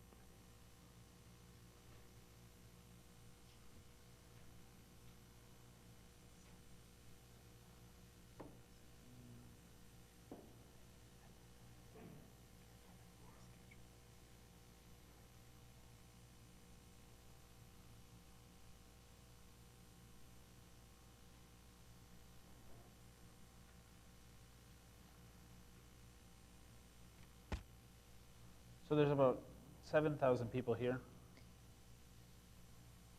And is that piece that little arm that sticks up, that's definitely part of Tohono O'odham and not Pascua Yaqui? Because I thought they had two little reservations, but I'm not Pascua Yaqui is right here, right. and they might have.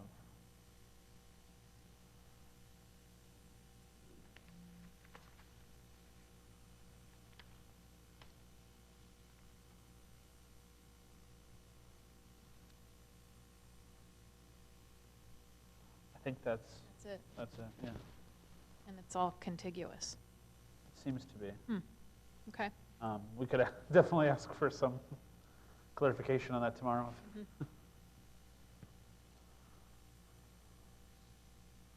And how many people in Pascua Yaqui? 3,400 Oh, 34. or 3,484.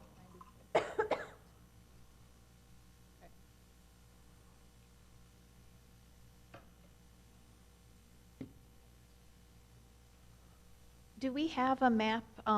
Would it maybe be a good thing to have a map for tomorrow that, since we are meeting with the Intertribal Council, that shows all the reservations So on, we met with someone from the Intertribal Council yesterday. I believe they're going to have copies of the 3 maps that you have for congressionals today, which do outline the reservation areas. Good. And also the 2 legislative from Monday. Ray could probably speak more to this, but I think the idea is those will at least allow them to see the areas and maybe point out considerations they'd like. And I think we also talked about having just an overlay of the reservation areas as it pertained to what you came up with today, so they'd have the most current maps. And I believe our goal was to get them to them sometime tomorrow before the 12 o'clock start time, because they also have a meeting in the morning. would it be possible to have a poster size of any of that? You can make a poster size of the, yes, I mean, just a blank map with counties and reservation lands. Yeah, I think that would be good. We could do that. Thank you. Madam Chair?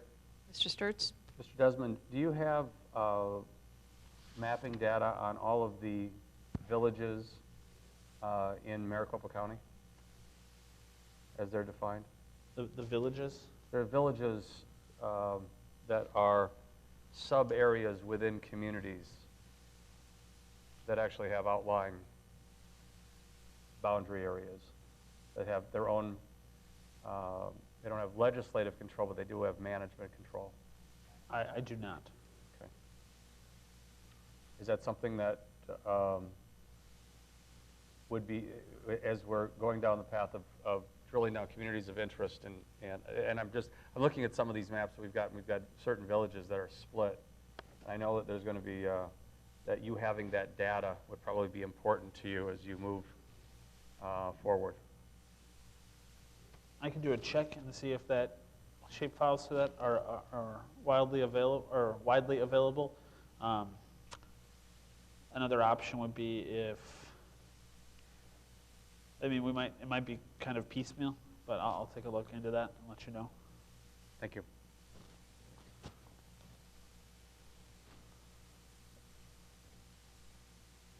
Okay, any other comments or questions?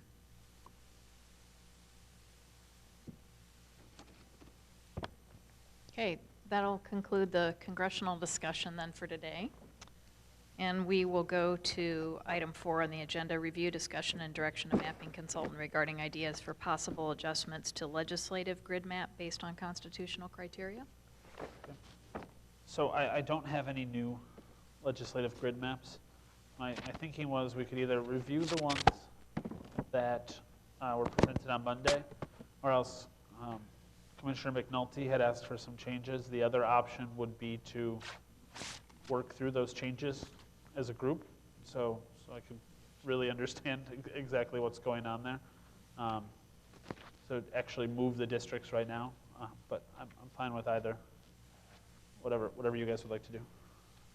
I also have some more thoughts about continuing on north from the changes I gave you, which I Okay. could kind of outline for you if you want, and then you could do them all together.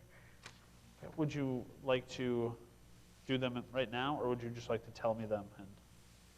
And I'd like to tell you them rather than make everyone sit through it, but I'm happy to do either one. it's up to you. If you think it would be helpful to see the process I go through when I actually move these changes, we can do that. It might be easier for me, just so I know exactly what you're doing, but I'm perfectly happy to take notes and then come back to you with something either tomorrow or Friday.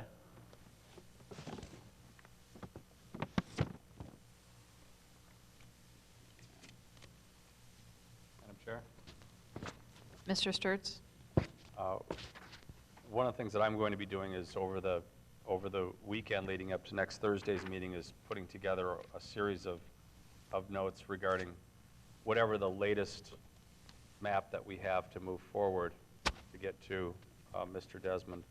So I just wanted to make you aware that I will be crafting up a sort of a laundry list of adjustments and changes and a narrative that I'll be sending through Mr. Bladeen to get to the mapping consultant for adjustments. Okay. For both congressional and legislative. Madam Chair? Mr. Herrera? I wouldn't mind seeing those changes. Mr. Desmond, if you don't mind making them in front of us. I mean, I know it's a little tedious, but I think it's good. Sure. It's good to see what you're doing, and if you can just be as detailed for us as possible, see what changes you're making, so we can see what you're doing.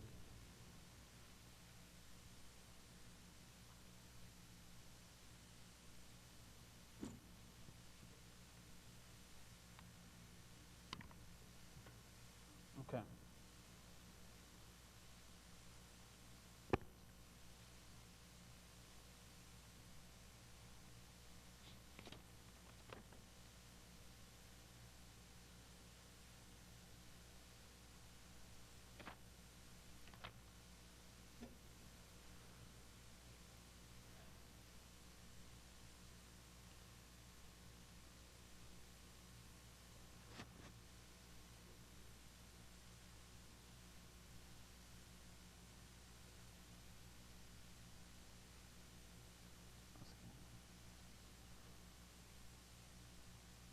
All right, so right now, this is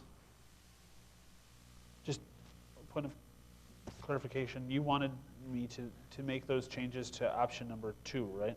Option 2, version 4. Okay. Right. So let me just double check and make sure that's what I have ready to go here.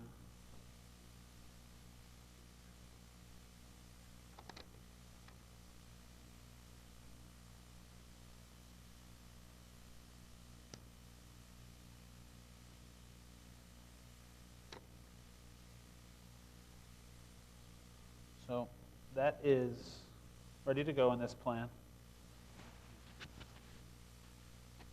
And I'm ready to start making any changes you wanted to start with. So we're down here in Pima County. I should explain the color schemes right now. I can turn them off. The little flecks of different pastel colors are the different census places. And then underneath that, if I turn that off, is census tract shaded by percent HVAP. So I wouldn't normally work with both of those on at the same time. So I'll remove, I guess, both of them. We can just kind of start fresh. I think the census places would be more helpful, because that's what I was looking at. Okay. So you,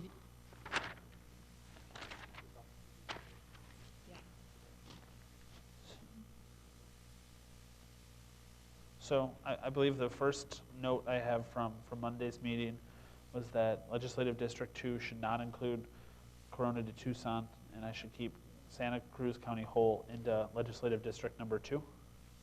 So first thing I would do there is I would set my target to District number 2. I would set my source as District number 1, and I would say my selection layer is county. So I'll click on Santa Cruz County.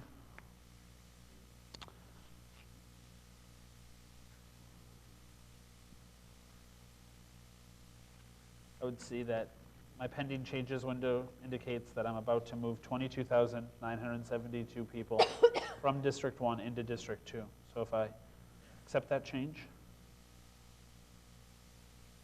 up here, District 2 went from being underpopulated by 218 people to overpopulated by 22,754.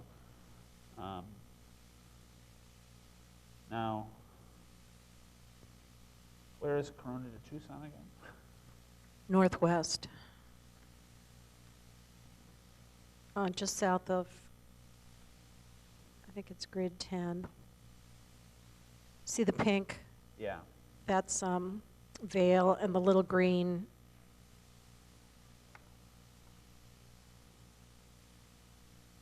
Okay. So first thing I would probably do then is select the census place, and I'll change these so that now 1 is getting Corona de Tucson. I'll click right here, commit that change, move that over. Now since it's a non-contiguous area, I'll first look and see how the track looks to see if that's a good way to link that in with the rest of District 1. It's a pretty big track, so I think I'll just accept that change in the order to keep things moved at the largest level possible. So Yeah. Now you want to see where it says Littleton? yes. Just bring that boundary straight down and bring that into, so you want to, yes, that you want to put that in 1. Okay. I want to put that in 1 for the moment. So 1 will go back up here and Yes. grab all this? Yep. Okay. I'll again check to see if the census place does. It does. Is that about what you wanted? Yes. Okay, I'll accept that change. And now District 1 has that. You also had put Drexel Heights and Valencia into District 3. Is there other changes down here that you wanted me to do, or should we go to that? Let's go to that. This is just a rough start, so Okay. I'll have to, All right, so those are right here. So again, I'm going to change my target to District 3. I'm just going to, at first just check and see what a track would do. So those seem to grab pretty well along the borders I'm working with.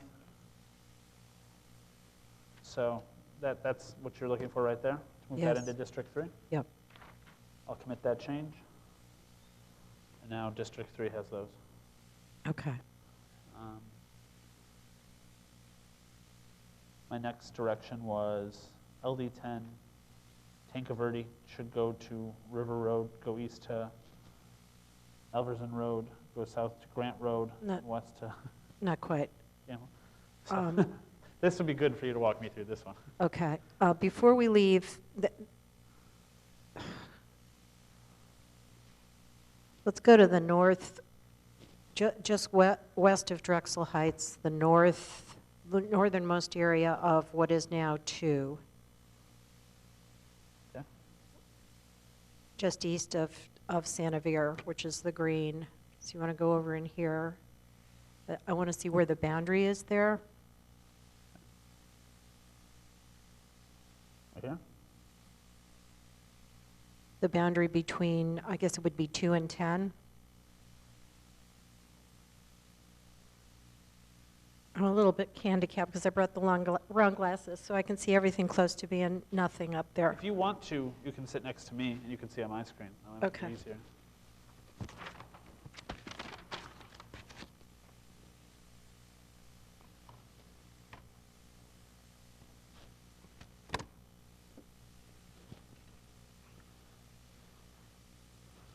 Okay.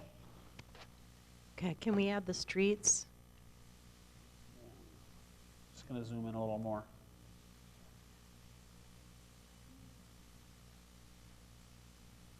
And I'm going to move them so that they're on top of Census Place.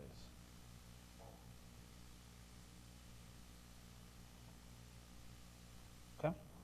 I can, if I zoom in more, you'll be able to read the labels on them. Are there? You want to go to this area right here? Yes, Or, I'm sorry, up here with 10. yes. Okay.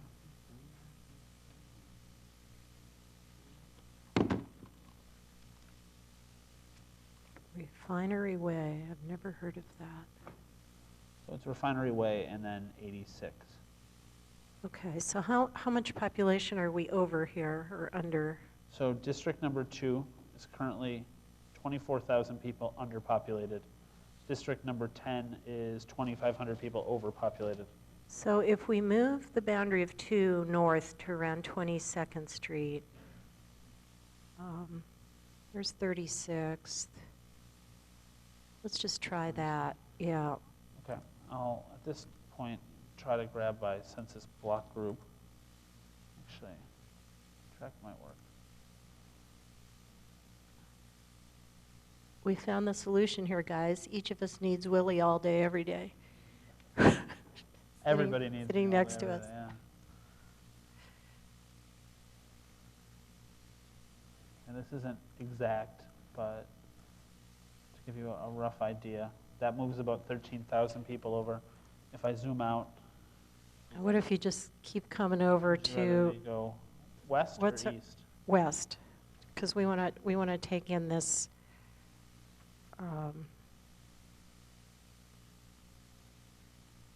Okay, so I'm gonna go to the block level now.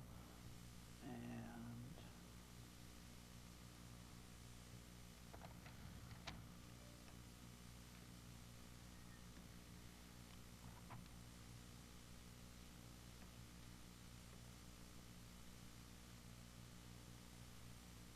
okay, so that's 17,000 people. We Okay. still need about 7,000 more. All right, and I don't know where to get them, so can we just Save do? this? Yeah, save this for now, Okay. and let's zoom out and look at what we have for 2 right now, just generally speaking. Oh, that went to 3. That was fine. Okay.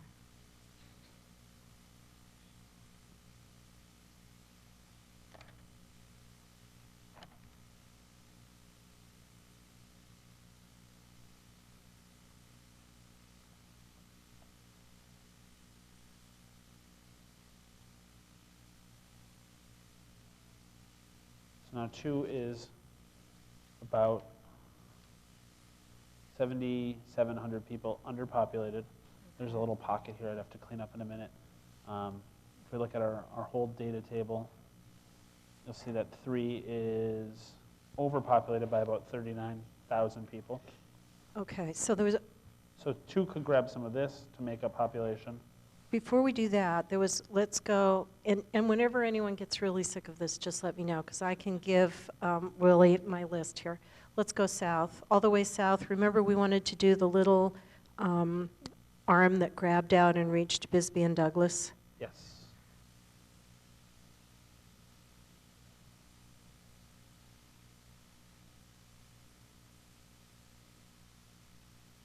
Maybe we could just do the really broad. and not worry about, and That works. not make. So you want 2 to include Okay, parts of so Bisbee? 2 would come east along the border and would take in Naco and Bisbee, so it'd be really close to the border. So we don't want to include Sierra Vista, want to come under Palominos. And then do the same sort of thing for Douglas. Okay, Yeah, I don't, that's too much. yeah, that's too much. So.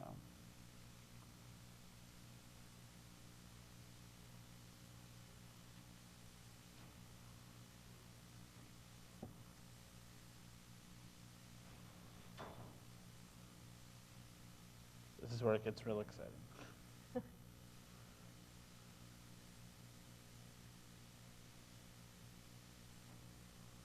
Okay, there is technically a line that runs right here, so we could, that is contiguous. If I grab all of that. And I'm going to commit those changes. Now I'm going to switch this to census place. I'm going to switch this to census place. And now back to census block so that I can make this, again, contiguous.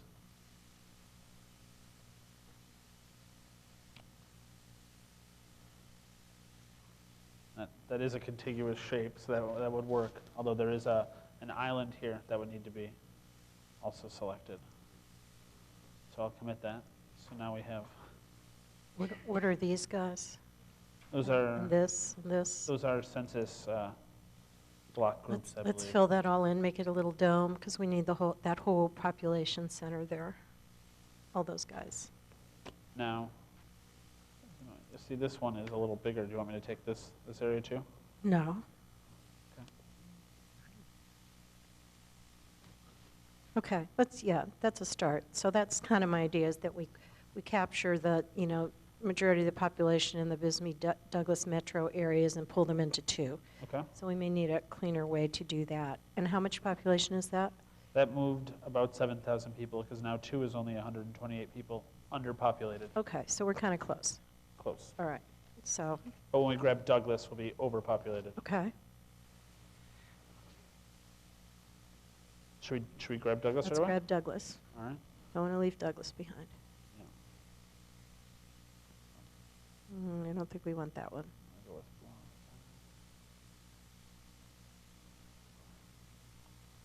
Just going to zoom in very close to see.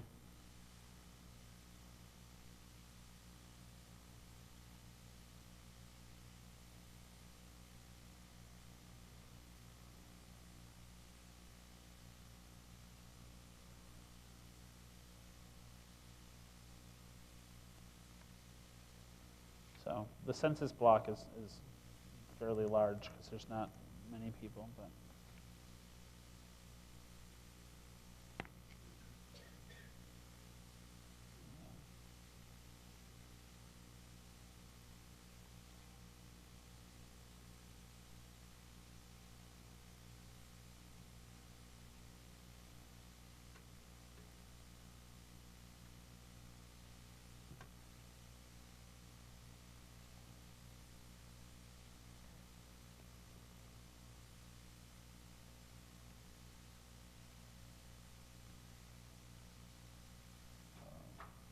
I'll remove that in 1 second.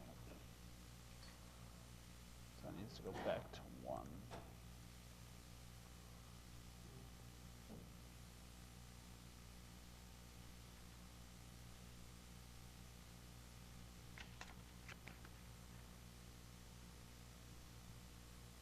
Now there is this little area of, Well, let's leave that in 1. okay.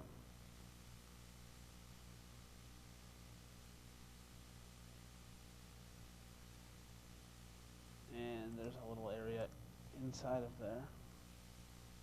And up to 2.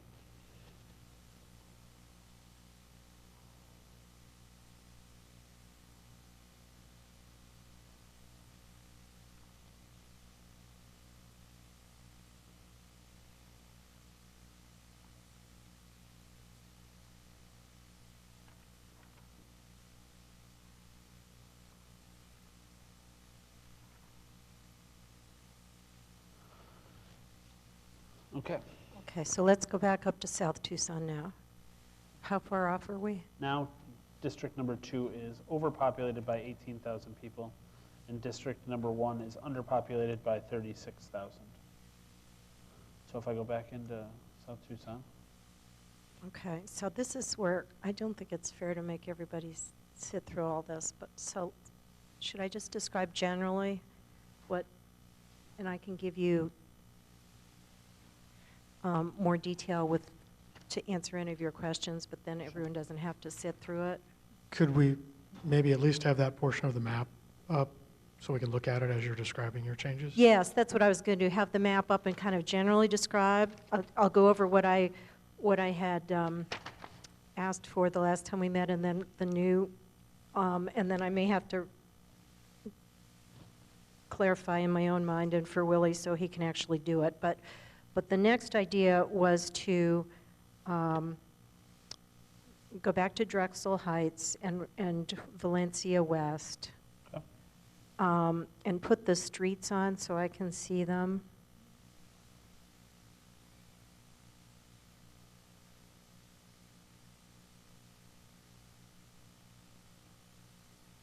Okay, and go over to I-19 in this area. Okay. So this is I-19. Okay, so the concept is that that we would take this Southwest Tucson population and make a majority-minority district, which would become 3. So 3 would become a more compact district in the southwest part of Tucson that would be majority-minority, and it would be roughly from this, the old Nogales Highway, which is just east of I-19 here. So that would be the east That would be border. the east border.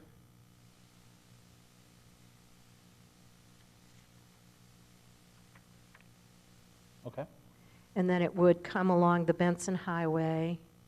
That's on the north or the south? That's on the sort of northeast.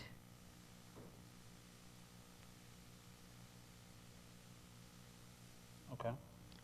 To 22nd Street or thereabouts, which was that boundary that we just made of 2. Okay.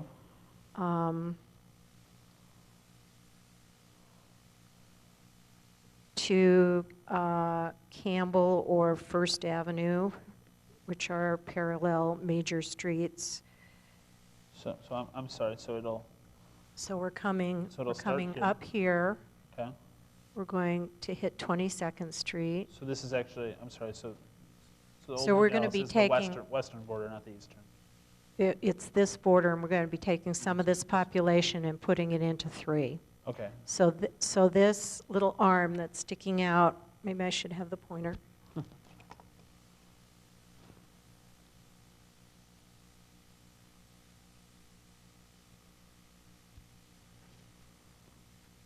So this would become the new border somewhere in here, Okay. and the population west of it would move into 3. Okay. The boundary would come up.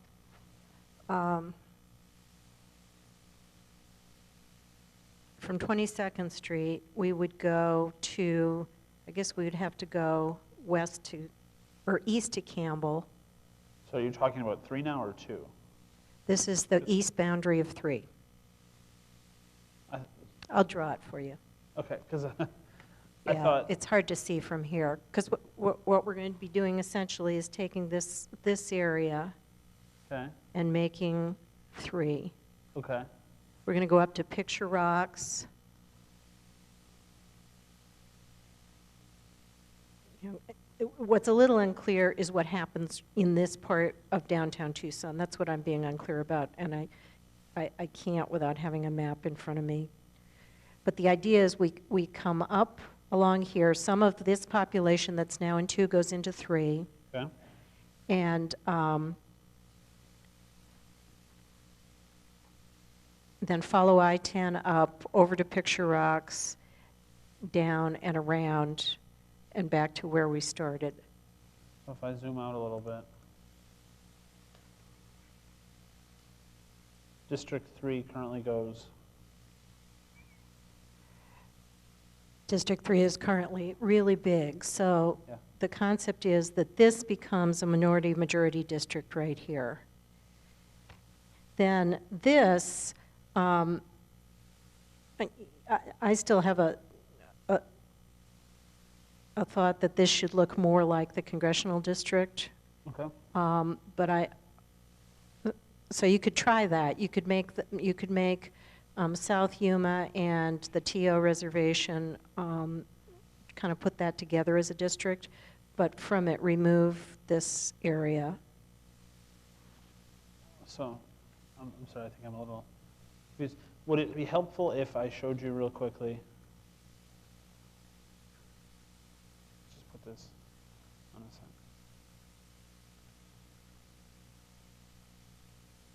So if we remove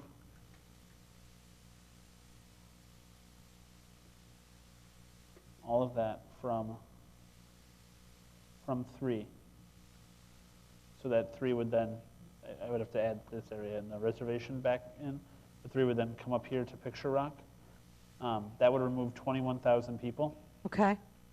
and we'd still need to remove people. 3 would still be about 18,000 people overpopulated. So if I just go ahead and do that,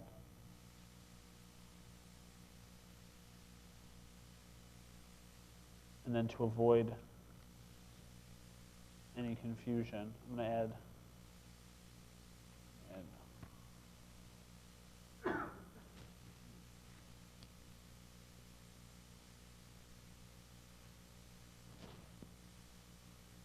that back to 3, and I just need to refresh the view. So now 3 is much smaller. This area is all unincorporated. And then if we go back into this area, 3 still needs to lose population somewhere. So 3 is still about 18,000 people overpopulated. Now that can come from here. If we turn the streets back on,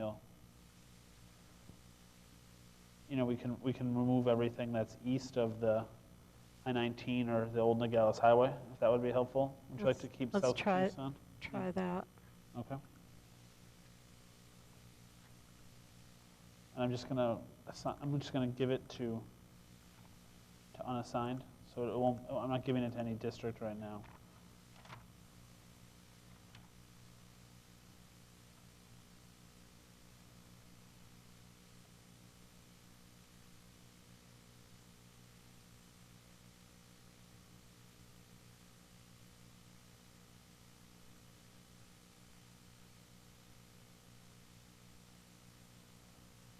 Okay. So now 3 is roughly at the ideal value. It's 333 people under what we would want. And it includes South Tucson right here and in this area. So does that? So let's go to grid 10, and maybe we can back into it. I mean, just the northeast corner Okay. of grid 10, I think was about Houghton and Speedway here. So what I wanted to do was find Tankerverde Road and continue and follow Tankerverde Road north and east to River Road.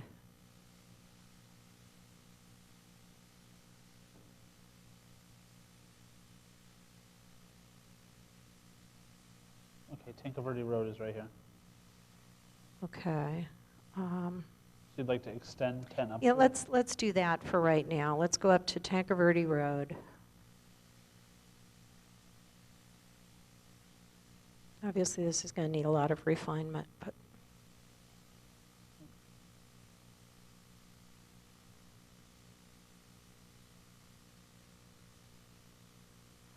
No. In those cases, since this block group was, And then we're going to follow this, Tanque Verde Road, which is south of the Catalina, the thing that says Catalina Foothills there. We're going to keep going east, or west? west, I'm sorry, yes, west, Okay. until we find River Road. So we're going to need to move the map over. Do you have a rough idea where? It should be in here somewhere. This is North Sabino Canyon Road. Is it? Do you know if it's east or Let's west come of down that? here.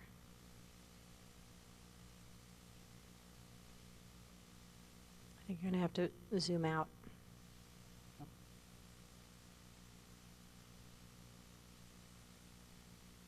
Zoom out. I don't think you'll have the labels then.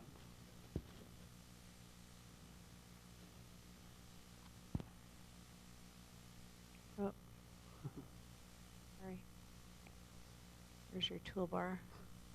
It runs right along kind of the base of the Catalina Foothills on the north side of Tucson. It's a main street. It's probably, Yep. yeah. So, That is River Road. okay. So what we want to do is we want to connect up from Tanque Verde Road to River Road, and I'm not sure the best way to do that in terms of, streets, but that's going to be the north boundary. I would just follow this Catalina Foothills line. So if I understand correctly, you just want 10 to take all of this Yep, from yep. 9. Yep. Okay, that's easy enough if I. And then we're going to go as far along River Road to Alvernon.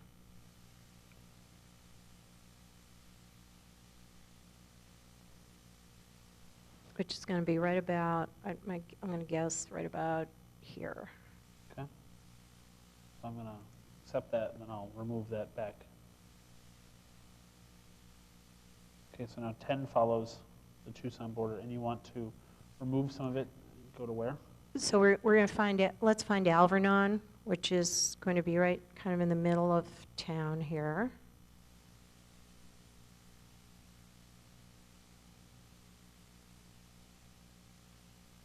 So it'll be one more, be over here. Okay, all right. So this boundary is going to come down Alvernon to Grant. I'm going to just say unassigned here, so it's a little easy to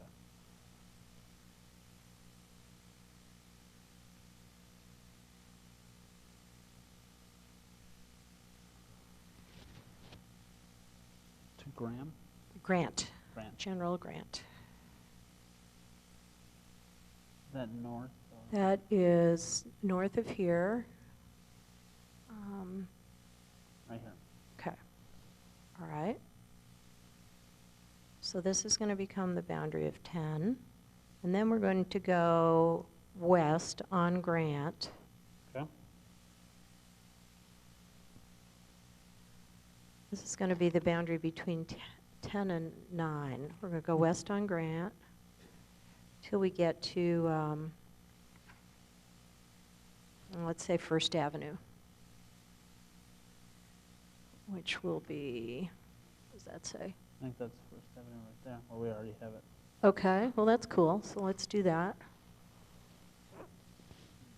Okay. So you want this all to be in 9 then, not 10? That's going to be 9. This is going to be, yes, what's north of that is going to be 9. I'm just going to accept that. I'll show you what I'm doing here. Now if I zoom back out, this whole area is still 10, so I'm going to give that to 9. I'm going to say to take it from 10.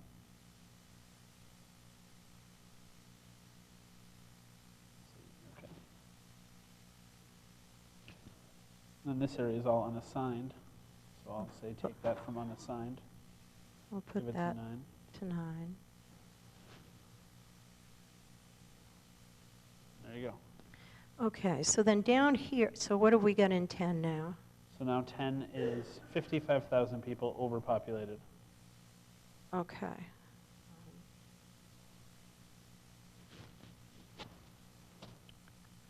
Overpopulated.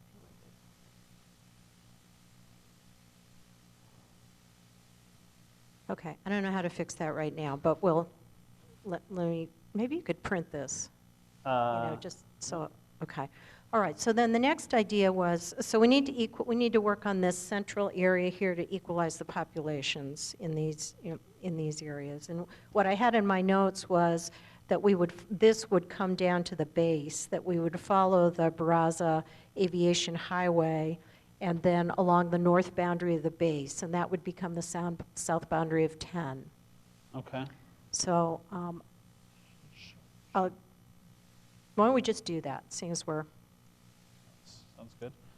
So what will be the south boundary? Okay, the south boundary, there's something that I think in the map will be called the Barraza Aviation Highway that comes into central Tucson. Let's see where it says Pima there. See this? Yep. Okay. So I will move. So this boundary, the south boundary of 10 is going to come down along Aviation Highway. So I'm going to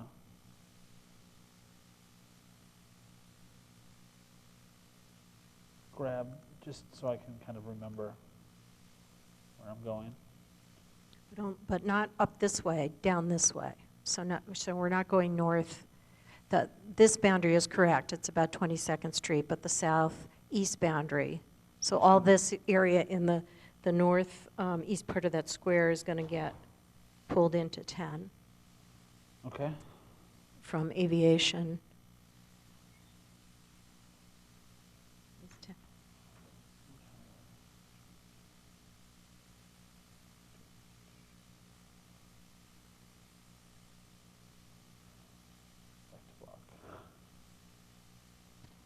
Madam Chair, would you let me just to give these directions to Mr.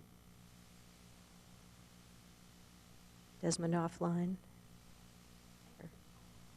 Okay, I'll keep going. It's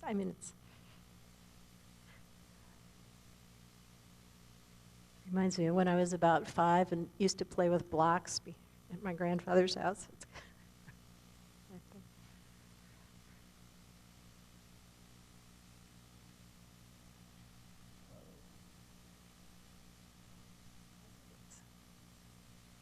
I think it's helpful to be going through this exercise, and you seem to have done some thinking about the legislative map, and it's an area we all want to spend more time on, so I say we proceed.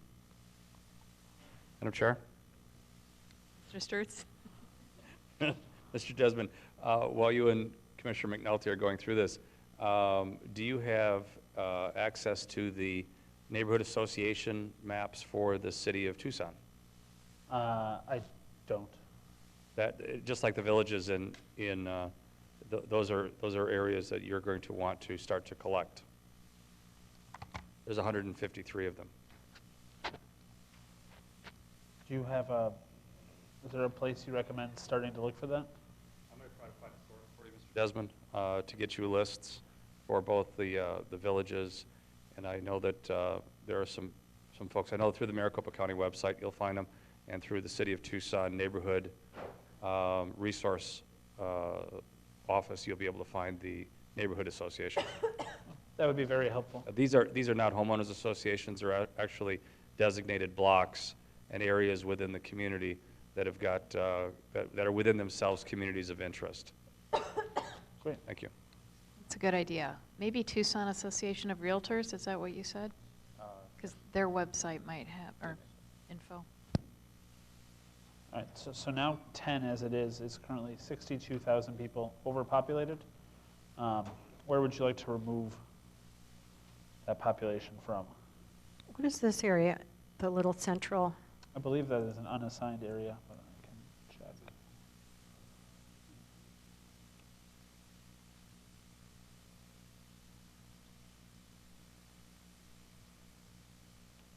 Yeah, that is unassigned.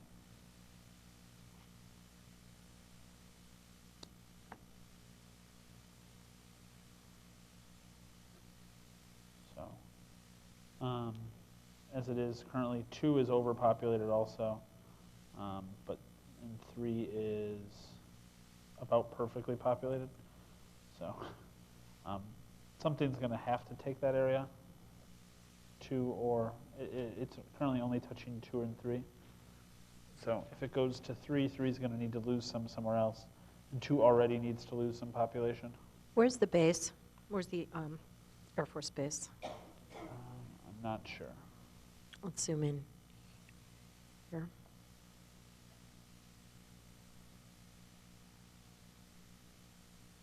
Do you know the roads it would be on? Davis-Monthan Air Force Base, so that's it right there. Okay, Yes. so let's go back to, so I want that to be the south boundary, so that's right. What's this here? This is, That's, I believe,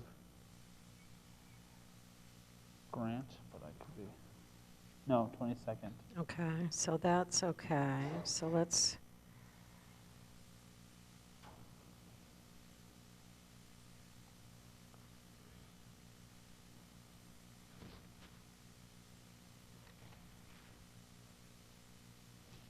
I'm not sure. I know it works, I can't reconstruct it right this second. So let's just hold that thought.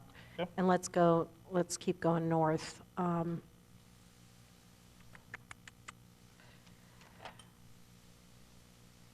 Just out of curiosity, how many are in the census place of Catalina Foothills?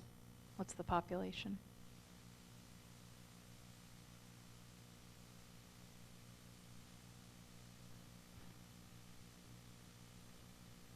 50,796.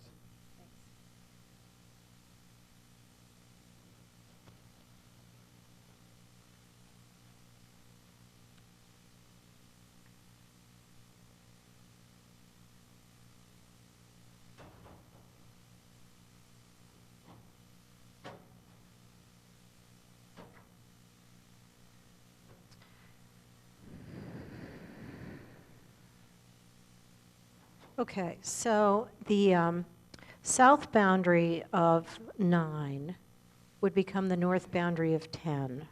Correct. So we would come along River Road, and then somehow we've got to figure, and Grant Road, we've got to figure out this population sharing thing. And then we would come over to I-10. You want 9 to go over to I-10? Yep.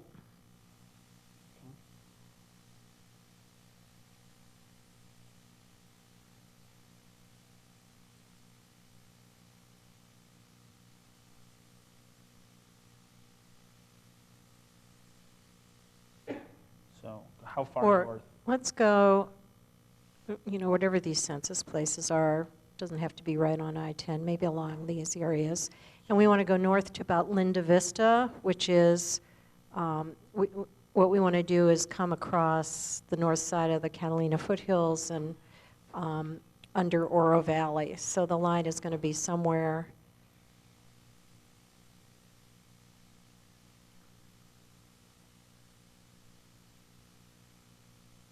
So that's currently 29,000 people moved over. 9 is, though, 67,000 people short. And if we remove any of this, it's going to be much, much shorter. Okay, so then we'll go over here. Would it be helpful if I took these areas out of 9 first? Yes, So we knew how yep. much we had to make up? So you want that to become unassigned or part of another district right away? Part of Part of 11? 11, yep. Okay. So I'll just grab, so all of Catalina and all of Oro Valley go into 11? Yes, Now does Summer Haven and this unincorporated area stay? that could probably go in 11. There's not much population there. Okay.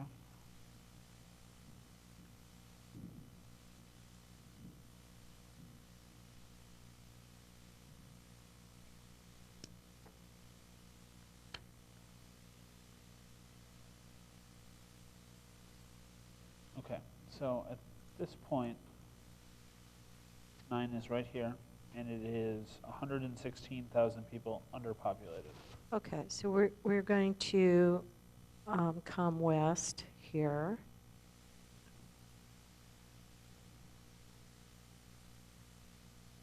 Have we found Linda Vista yet? Yeah, include that, that's fine, and just keep coming west. Well, no, we don't want to, that's part of Oro Valley. We don't I'll wanna do- remove it at the Okay. end.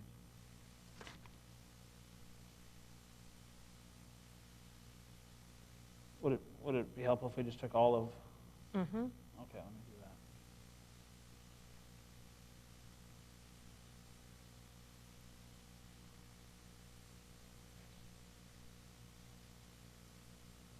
Okay, so that added about 66,000 people in. What are you looking for? Well, we're about 50,000 short in 9, and I would say that in 10, you're about 62,000 over. So if it's Okay, possible, we so- can dip down into 10 a little more here. All right, somewhere here, and I'm not sure the best way to do it, we're going to equalize that out. So this, what is the, see where it says 77? Yep, I don't think that finger belongs there, so we want to, that's part of 11. okay, that should be part of 9. Okay.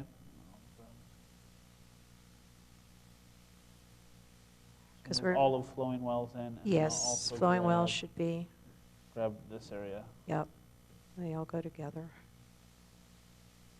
Okay, that adds 28,000. Grab a little more. Yeah, you want, just follow I-10 and pull everything in, and if it needs to straddle I-10, that's fine. But follow it fairly closely. Okay, so that only added. Okay, so now 9 goes across I-10, is that, It doesn't, You- shouldn't go that far, we just want it to, okay. Would you like that to become part of 3 then, or would you like that to be a finger coming down from 11? we want no fingers. Okay, no fingers. I'll give that to 3 then.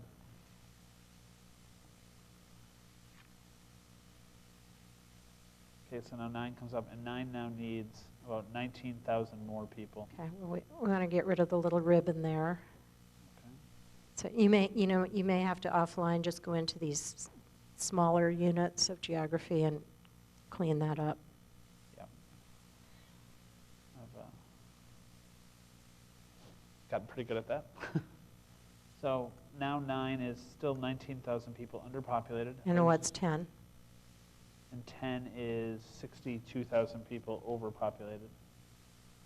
All right, well, obviously, we need to move some people from 10 into 9. We So- should do that in here.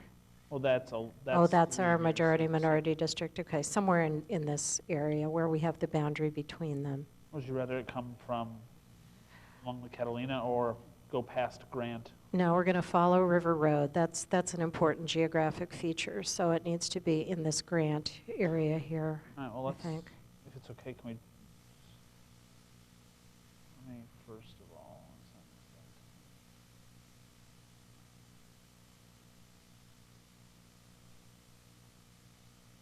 okay, so now 9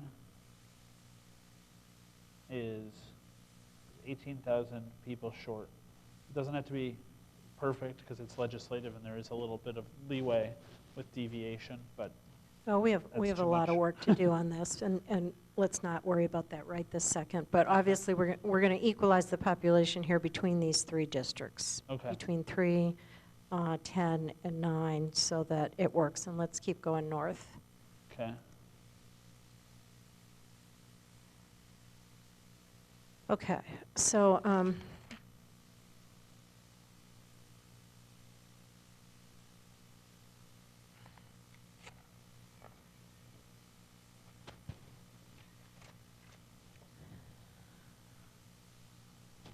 so then the next area north is 11, right? Yes. So the north boundary of 9 becomes the south boundary of 11. Correct. So let's go back over to this Tanque Verde area where we were at.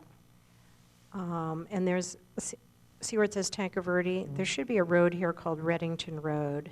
Okay. And you want that in 1 or I want- that's currently in I want 1? that to be the boundary between 11 and 1. Okay. So we're going to take in this North Catalina area into 11. Not much population there, but Which road are we looking for? Reddington. It's going to fall, it's going to be, Is it a north-south or? no, it's not in the city, so let's come back out. Let's try that there.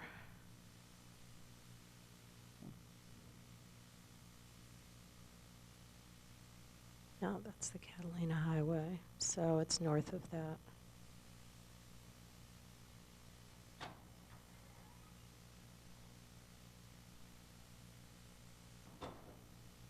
Let's go up to the county line, Pinal County line.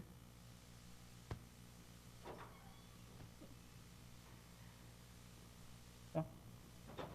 It will intersect the county line at some point. But let's find that later. So what we're going to do is we're going to start in the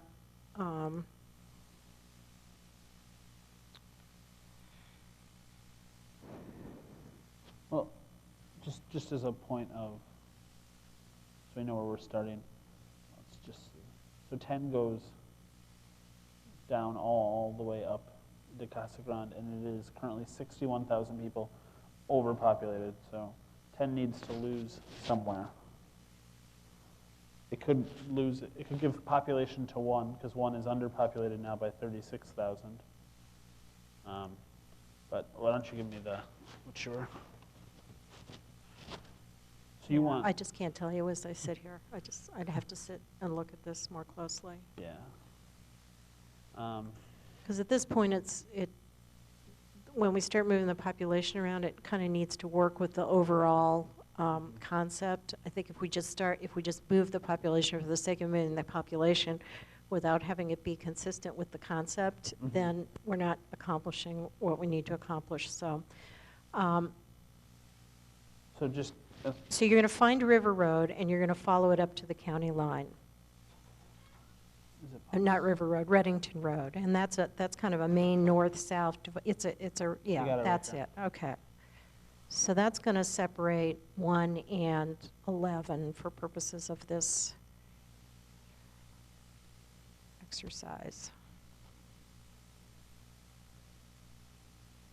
I believe that's Reddington Road right there. Yep. Could be. Just going to commit that so we can keep track of where that is. I just want to check one thing.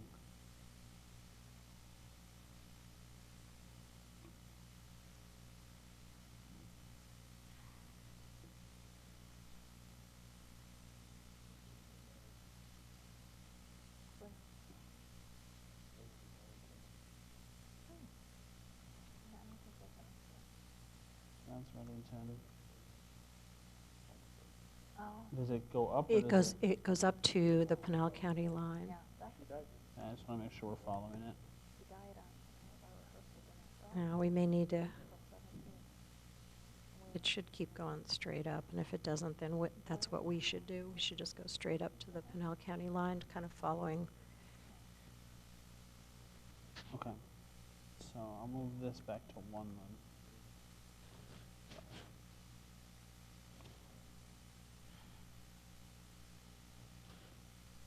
Okay, so now we have, this is, we'll have to add all this to 11. But does that make sense then? That's this line right here. Yeah, maybe, Would as be a that. starting point. Yeah, So I'll quickly add all this stuff. okay. Would you like 1 to Tegra Verde to remain in 1, or do you want that to become part of 11? Let's leave it in 1 Okay. for now.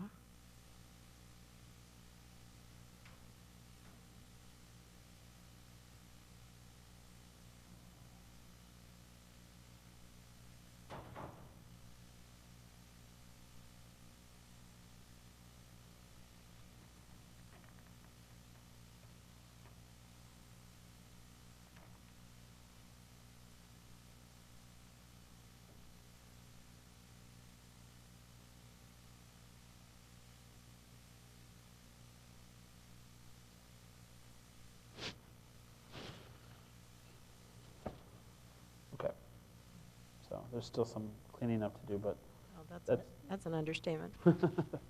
roughly what you were looking for there. Okay, so now let's go north here into Pinal County. Oh, boy, I'm going to zoom out so you can kind of yeah. get your bearings again. Okay. So now, 11 is it's north of Tanco Verde, that Renton Road, and then Oro Valley and Morena, I believe, and is all the southern portion of this district. And it's currently, 11 needs to make up some population.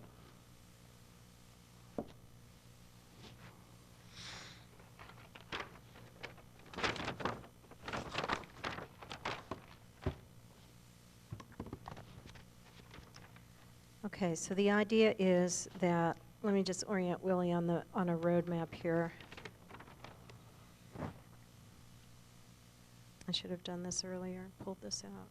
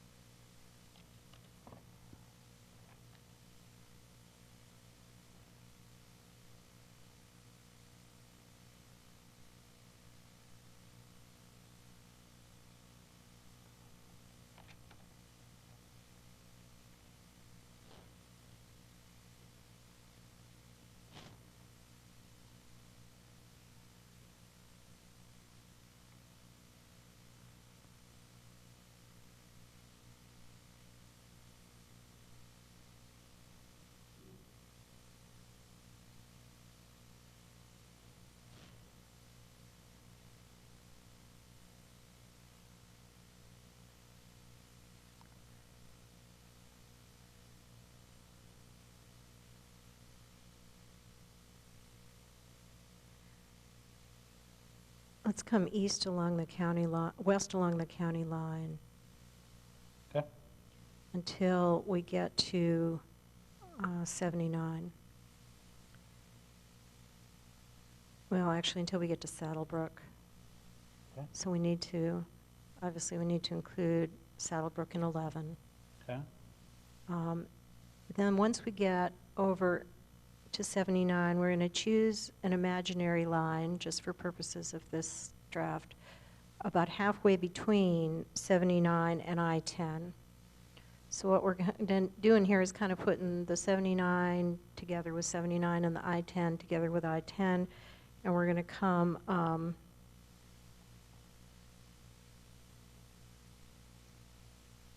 northwest. Okay. And we're going to include in 11 the communities of Red Rock, Riedo,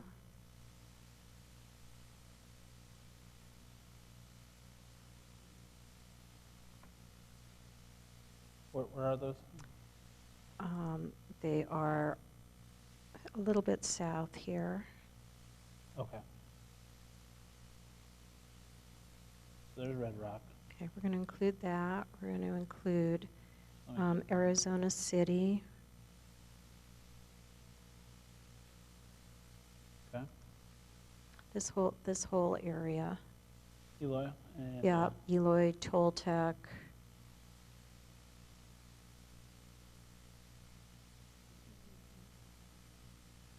Okay.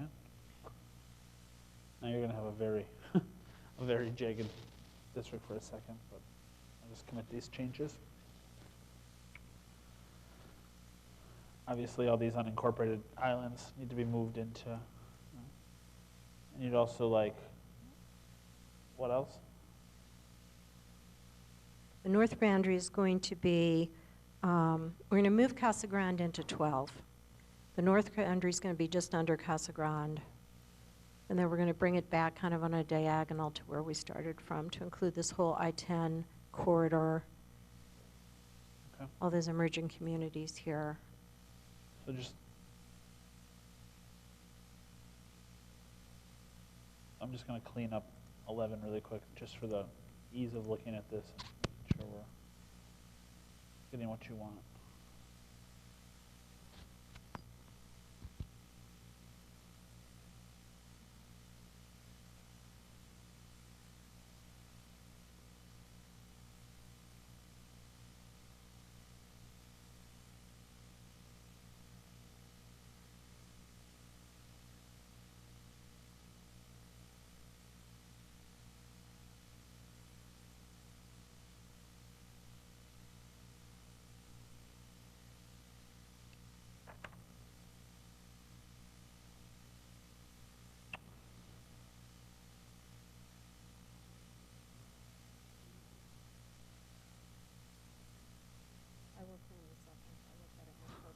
But I think we want to come over to Choo Choo, you know, that'll be, so this whole area and Maricopa, let's take Maricopa and Stanfield, include that in 11 and also. The issue there is splitting the reservation.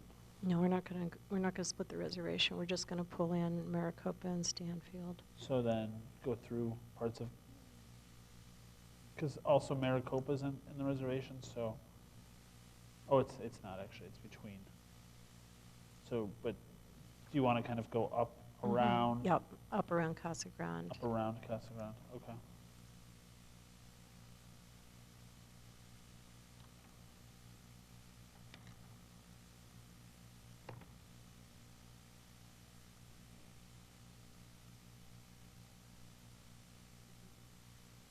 I know I just grabbed part of Casa Grande, but just for a second though.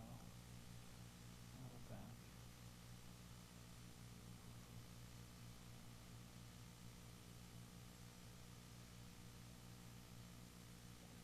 I'm gonna, so now 11 is still 63,000 over, so I'll grab Maricopa, see how many people that is.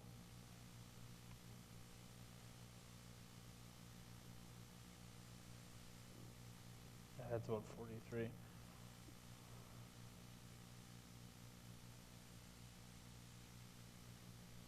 Okay, so now if I zoom out, I can show you what we've got kind of, you and everyone else. So, 11 now has these areas, Saddlebrook and Oro Valley, runs kind of up along the northern side of I-10, and then kind of goes around Casa Grande. So it's a very narrow join here, and then also grabs Maricopa, and then has some unincorporated land over here. And it needs about 19,000 more people, and it could either get those down here, it could try to include both sides of I-10, or it could grab more parts of Casa Grande, or more parts of Coolidge. Yeah, I don't think we want to do that. Can go south. Obviously, this needs to be cleaned up quite a bit. Yeah, so we can do that. We'll figure that out. I can do that pretty quickly Okay. if you hold on for just 1 second. So this is all 12.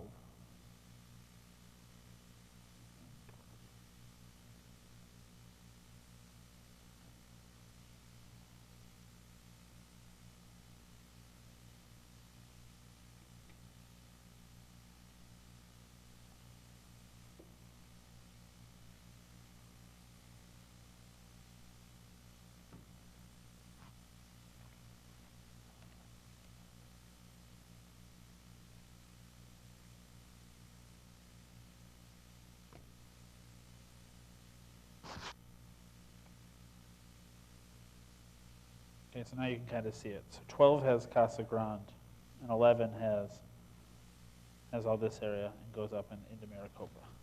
Okay. All right, so we're probably going to want to like include that, but let's just go to the last piece, and then we can go home and I can figure out For tomorrow? Yeah, or for the next day. Okay, so then let's go back to San Manuel and Mammoth, which are southeast here, the south. Okay. Which are now in 8, I think. Farther south. No, further north. Okay. All right.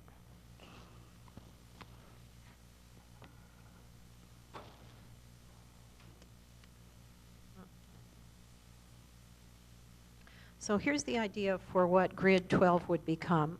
We'd have the copper corridor on the east. We'd have sort of the old established but growing communities in Pinal County in the middle. And then we'd have the kind of agricultural and emerging Gila River communities on the west. So we would start, Want to go back? yeah, to San Manuel and Mammoth. This becomes part of 12 up to the San Carlos Reservation. Okay.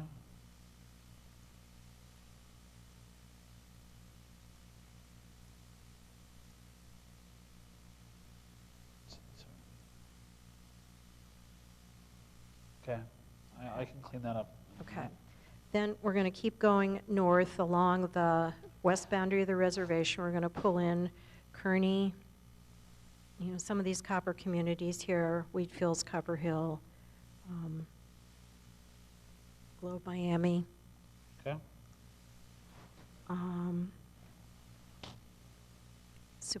Superior.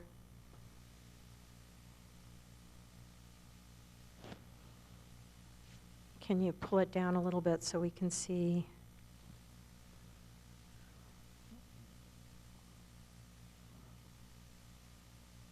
So, Okay, we're now, let's come over here. We'll kind of just fill that in. We're going to include Florence, which is, we'll have to go to the west.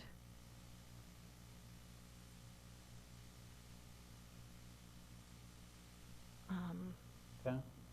Florence, Coolidge, Casa Grande,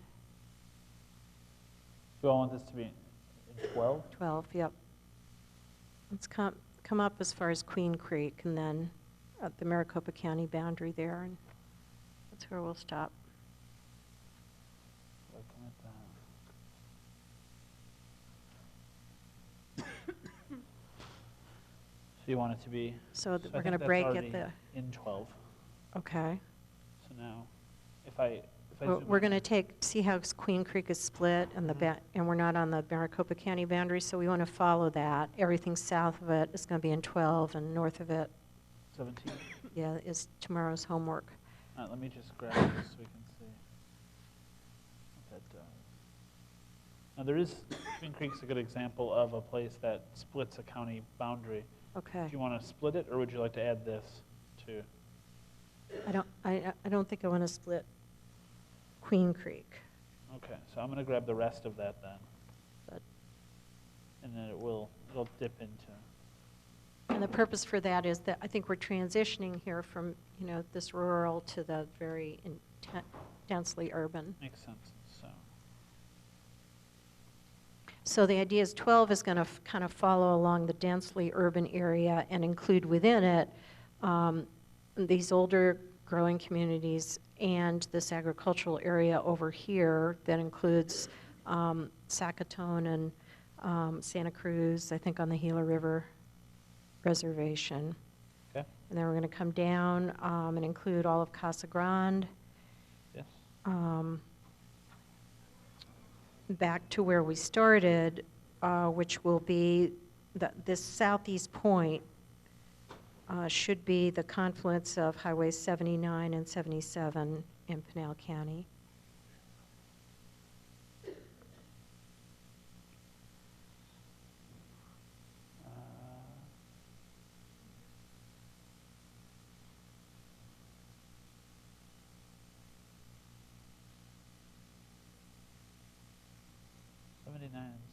You have to go east, over near San Manuel, Mammoth.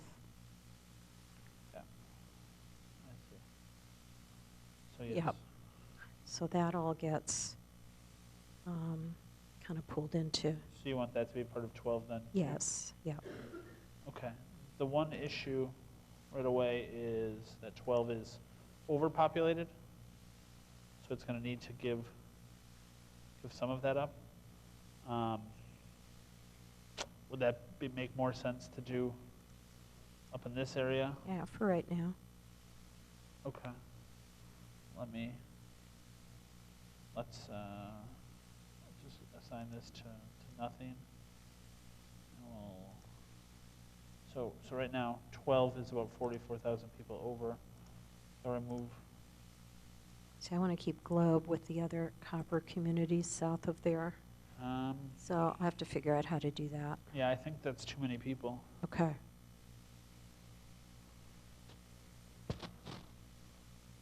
So they, yeah, those three kind of corners have too many, I think.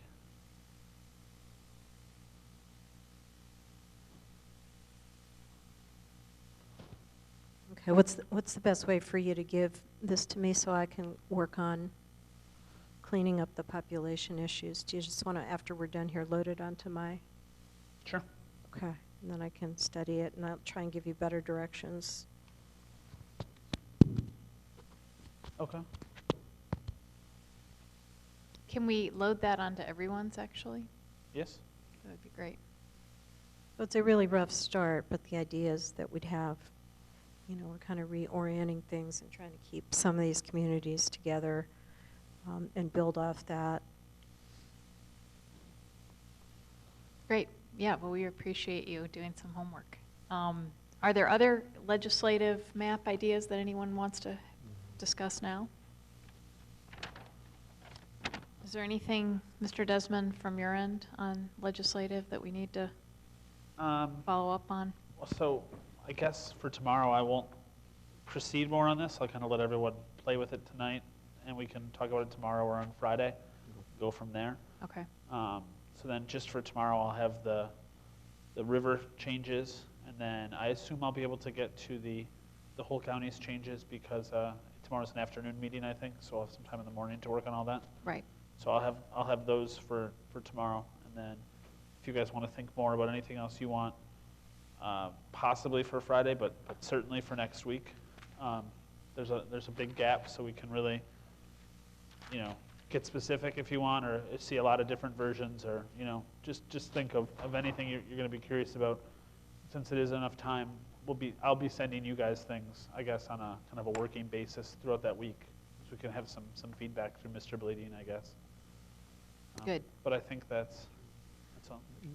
Ms. O'Grady? I just had a question, if I may, on this. I just wanted to get reoriented in terms of the Southern Arizona voting rights districts and where the tribes are. So we have. The concept is that the Santa Cruz County district would be a voting rights district.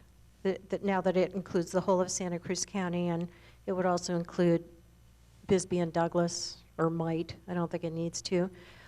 Then the number three, which was a really big district, would now be a smaller district geographically in southwest Tucson that would include that densely populated minority area, and that would become a majority district. And then the tribe, I haven't figure, my thinking is that that would be coupled with South Yuma in a district that looked a lot like the congressional district, but that excluded the HVAC population in Southwest Tucson, which would become a majority-minority district, legislative district in its own right. And I understand I don't have the population numbers right at all, but that's the thinking, and just based on looking at the blocks and stuff, it looks like the population is there to do that. It's just going to take some more work. Thank you. Madam Chair? Mr. Herrera? Mr. Desmond, do you think we can get those changes that Commissioner McNulty recommended today? Is that possible, or by tonight? So, I'm sorry. I didn't- The changes that Commissioner McNulty and you were going through. Well, what my plan was to try to clean this up just a little bit, so some of the stray blocks I can remove, and then just load this up as it is right now on all your computers. Okay. That would work? That would work. Okay. Anything else on legislative that anyone wants to raise? Okay, thanks, Mr. Desmond. The time's 12:24 p.m.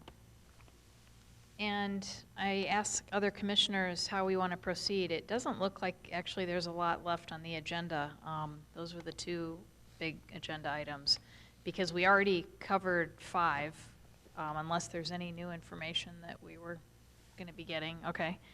And 6, the executive director's report.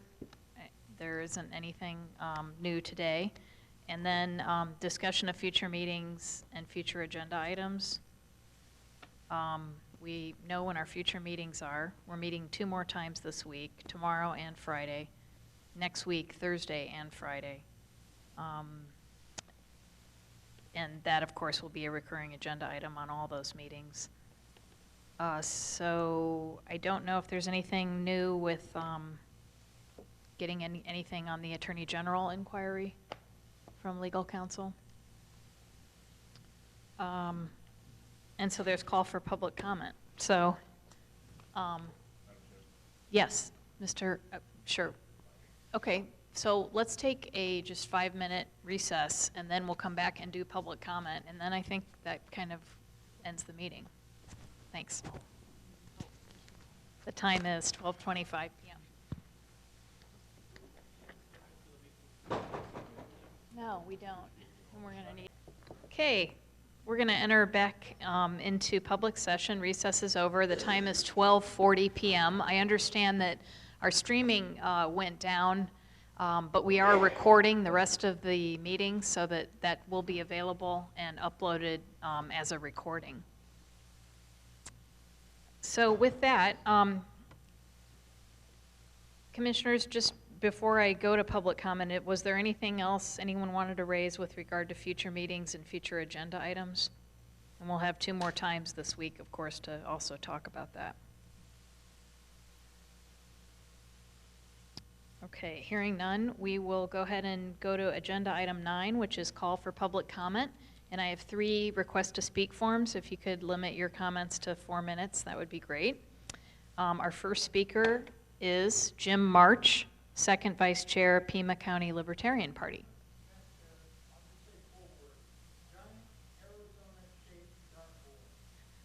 Okay. All right. Our next speaker is Linda Green, representing Self from Pima.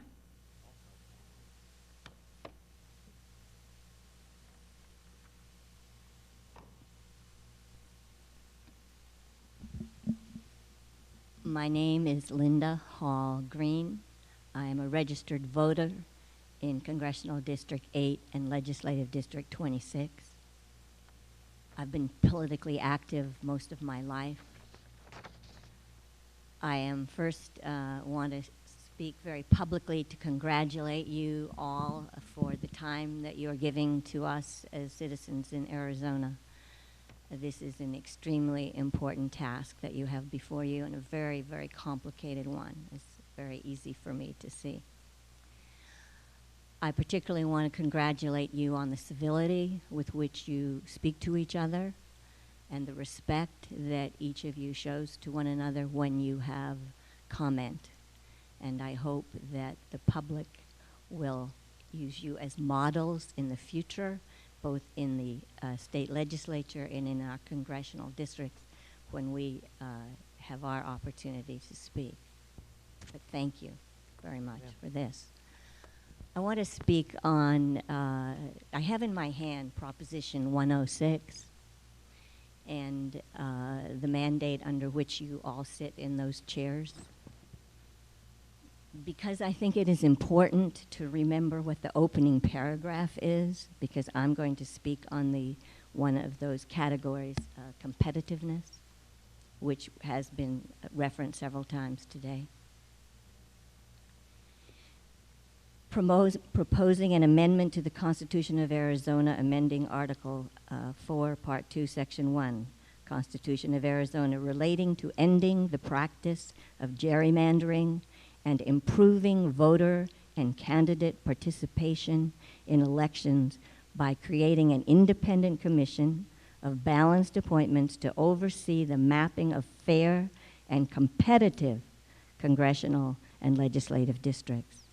And so if there's any weight to be given besides your other criteria, I think it is spoken clearly that competitiveness has to be seriously considered in all your deliberations. And I know that this is going to be addressed more further in more detail, but I hope that you will be keeping that strongly in mind, or I think the public will be very disappointed in whatever your effort is. If we do not result in the state of Arizona with more fairly drawn competitive districts, I think the public will not have been well served. Thank you.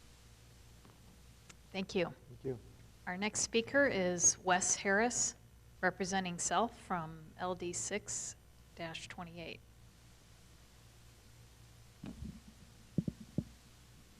Good afternoon. It's Wes Harris, Harris, and I'll pick up where I left off 2 meetings ago. I did not make the last 2 meetings, and I see you've made quite a bit of progress, and I commend you for that. I also echo the previous speaker's congratulatory remarks, because I think you are doing a great job, and it's a very difficult one at best.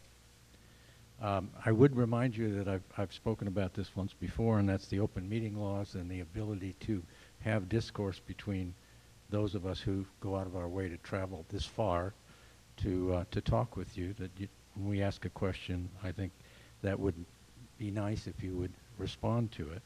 I know I did have occasion to talk to Jim Flynn, who was the chair of this committee 10 years ago, and he indicated to me that the discourse was something that they did then. So I had expected it to happen now. Now, as far as competitive districts are concerned, I think the basis should be more than just one election, and I know that you're moving towards that, and the more information you get, the better off we are in assessing that. And to the previous comments, fairness is what this is all about. That was why you were created, and I did detect the issue of gerrymandering, which I think I just witnessed a little bit of. If I know what gerrymandering is all about, that looked a little bit like it. So I would urge you not to do that, and to be fair, and understanding that when you create a majority district, then you're disenfranchising the minority in that district for all time. And we've created what I call, and I've mentioned it before, voting ghettos. In other words, people who are in the minority will not leave that area, much like the Native Americans will not leave their reservation. And we don't want to create a bunch more reservations throughout the state. At least I would hope not. It's very difficult to follow what you're doing when we don't have the maps that you're working on. And I would hope that ST would get those maps published before the meeting so we can see what you're talking about. And finally, the village boundaries that you want for Phoenix, just go on the Phoenix website and you pick them up. Thank you very much. Thank you. Our next speaker is Maureen Bayardi, representing Self from Phoenix.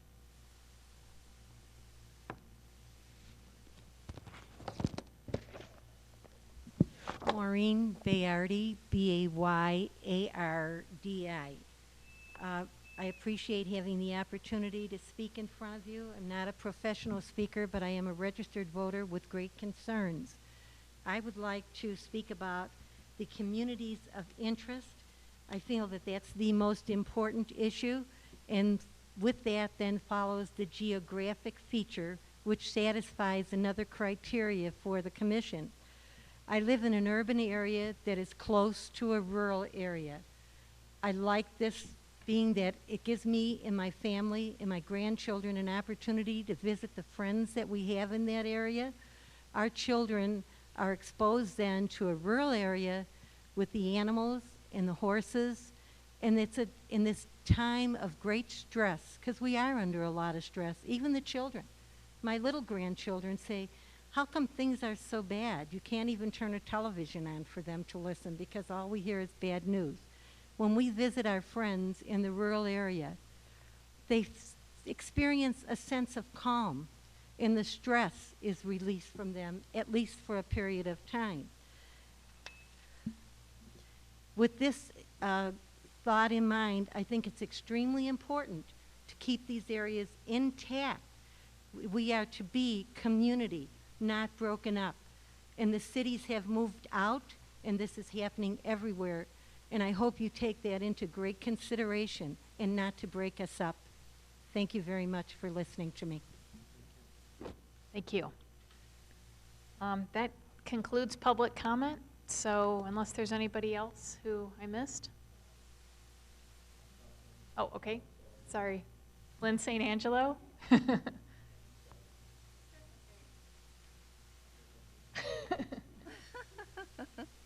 Lynn St. Angelo, No problem. L-Y-N-N-E-S-T period A-N-G-E-L-O.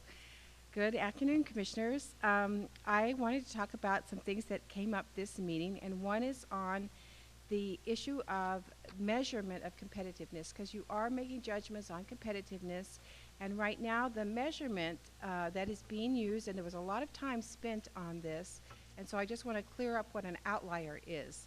And sometimes it's different than what we learn in school. To the real world is very different in reality. And this is one of those cases. A good example of an outlier election was yesterday in New York District 9, where a Republican was elected to replace Representative Wiener. It hasn't happened in that district since 1923 that they elected a Republican. That would be considered a real outlier for New York. And so what we have in Arizona is we had that same kind of thing happen in the last election, in the 2010 election, where there was a big sweeping out, even in southern Arizona, of a lot of seats that were held traditionally by one party over another. And the way that this happens is voters, typically you get a lot more voting, and more people come out in the presidential election cycle, and fewer people come out in the off year, the second year, the 2010. So 2008, you have a lot more people voting. 2010, you have a lot less people voting, unless the people in 2008 who voted one way got angry about what happened in those 2 years, and it wasn't what they expected, and then they come out in huge numbers, again, not equal to a presidential election year, but more than they would normally come out. And I think that is what we saw happen in the 2010 election.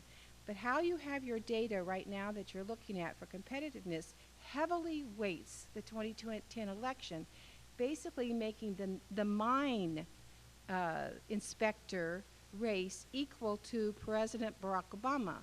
You've equalized those two races, and you can see just by what they are that that couldn't possibly be true, either in the number of people who voted for that race or how that voting happened. And then you've also, in the way the data is taken, is you have the governor, the Secretary of State, the Attorney General. You have 7 of those races in 2010 election compared to only 2 races and made equal. So you have 9 races all equal, and like the mine inspector is equal to Barack Obama's race. And you can see that that doesn't make sense. And that isn't even anywhere near equal. So you've heavily weighted the 2010 election, which would probably be considered by most people an outlier election, even across probably the whole country, that was kind of a sweeping out election year. So I would recommend that you there are two ways to approach it to make it equal. Either make 2 races out of the 2010 election and 2 races in the 2008 election, and choose the governor and whatever you think is the next biggest race, Attorney General or Secretary of State, and make those 2 equal to the president and Senate race, and then 2 races from 2006 and 2 races from 2004, because again, when you average those, then you get that outlier effect minimized in the averaging. That's just how the data works. So I would suggest that you try to do that. The voter registration information doesn't show turnout. However, it is a measure of how people see themselves in the electorate. And so it is an important measurement tool that I think you should have in your information as you're looking at competitive districts. The other thing is that communities of interest, I do believe, are the most important things. But Commissioner McNulty said something that concerned me on communities of interest. It was communities as I see them.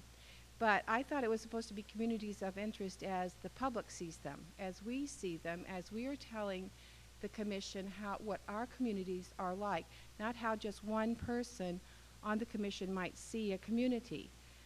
And that, I think, is more fair, and also you would agree is what Proposition 106 was about.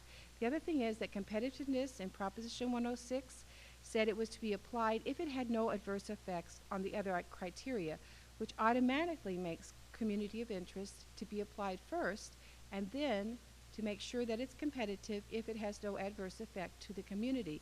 But to split a community in half to make it competitive cannot be in agreement with Proposition 106.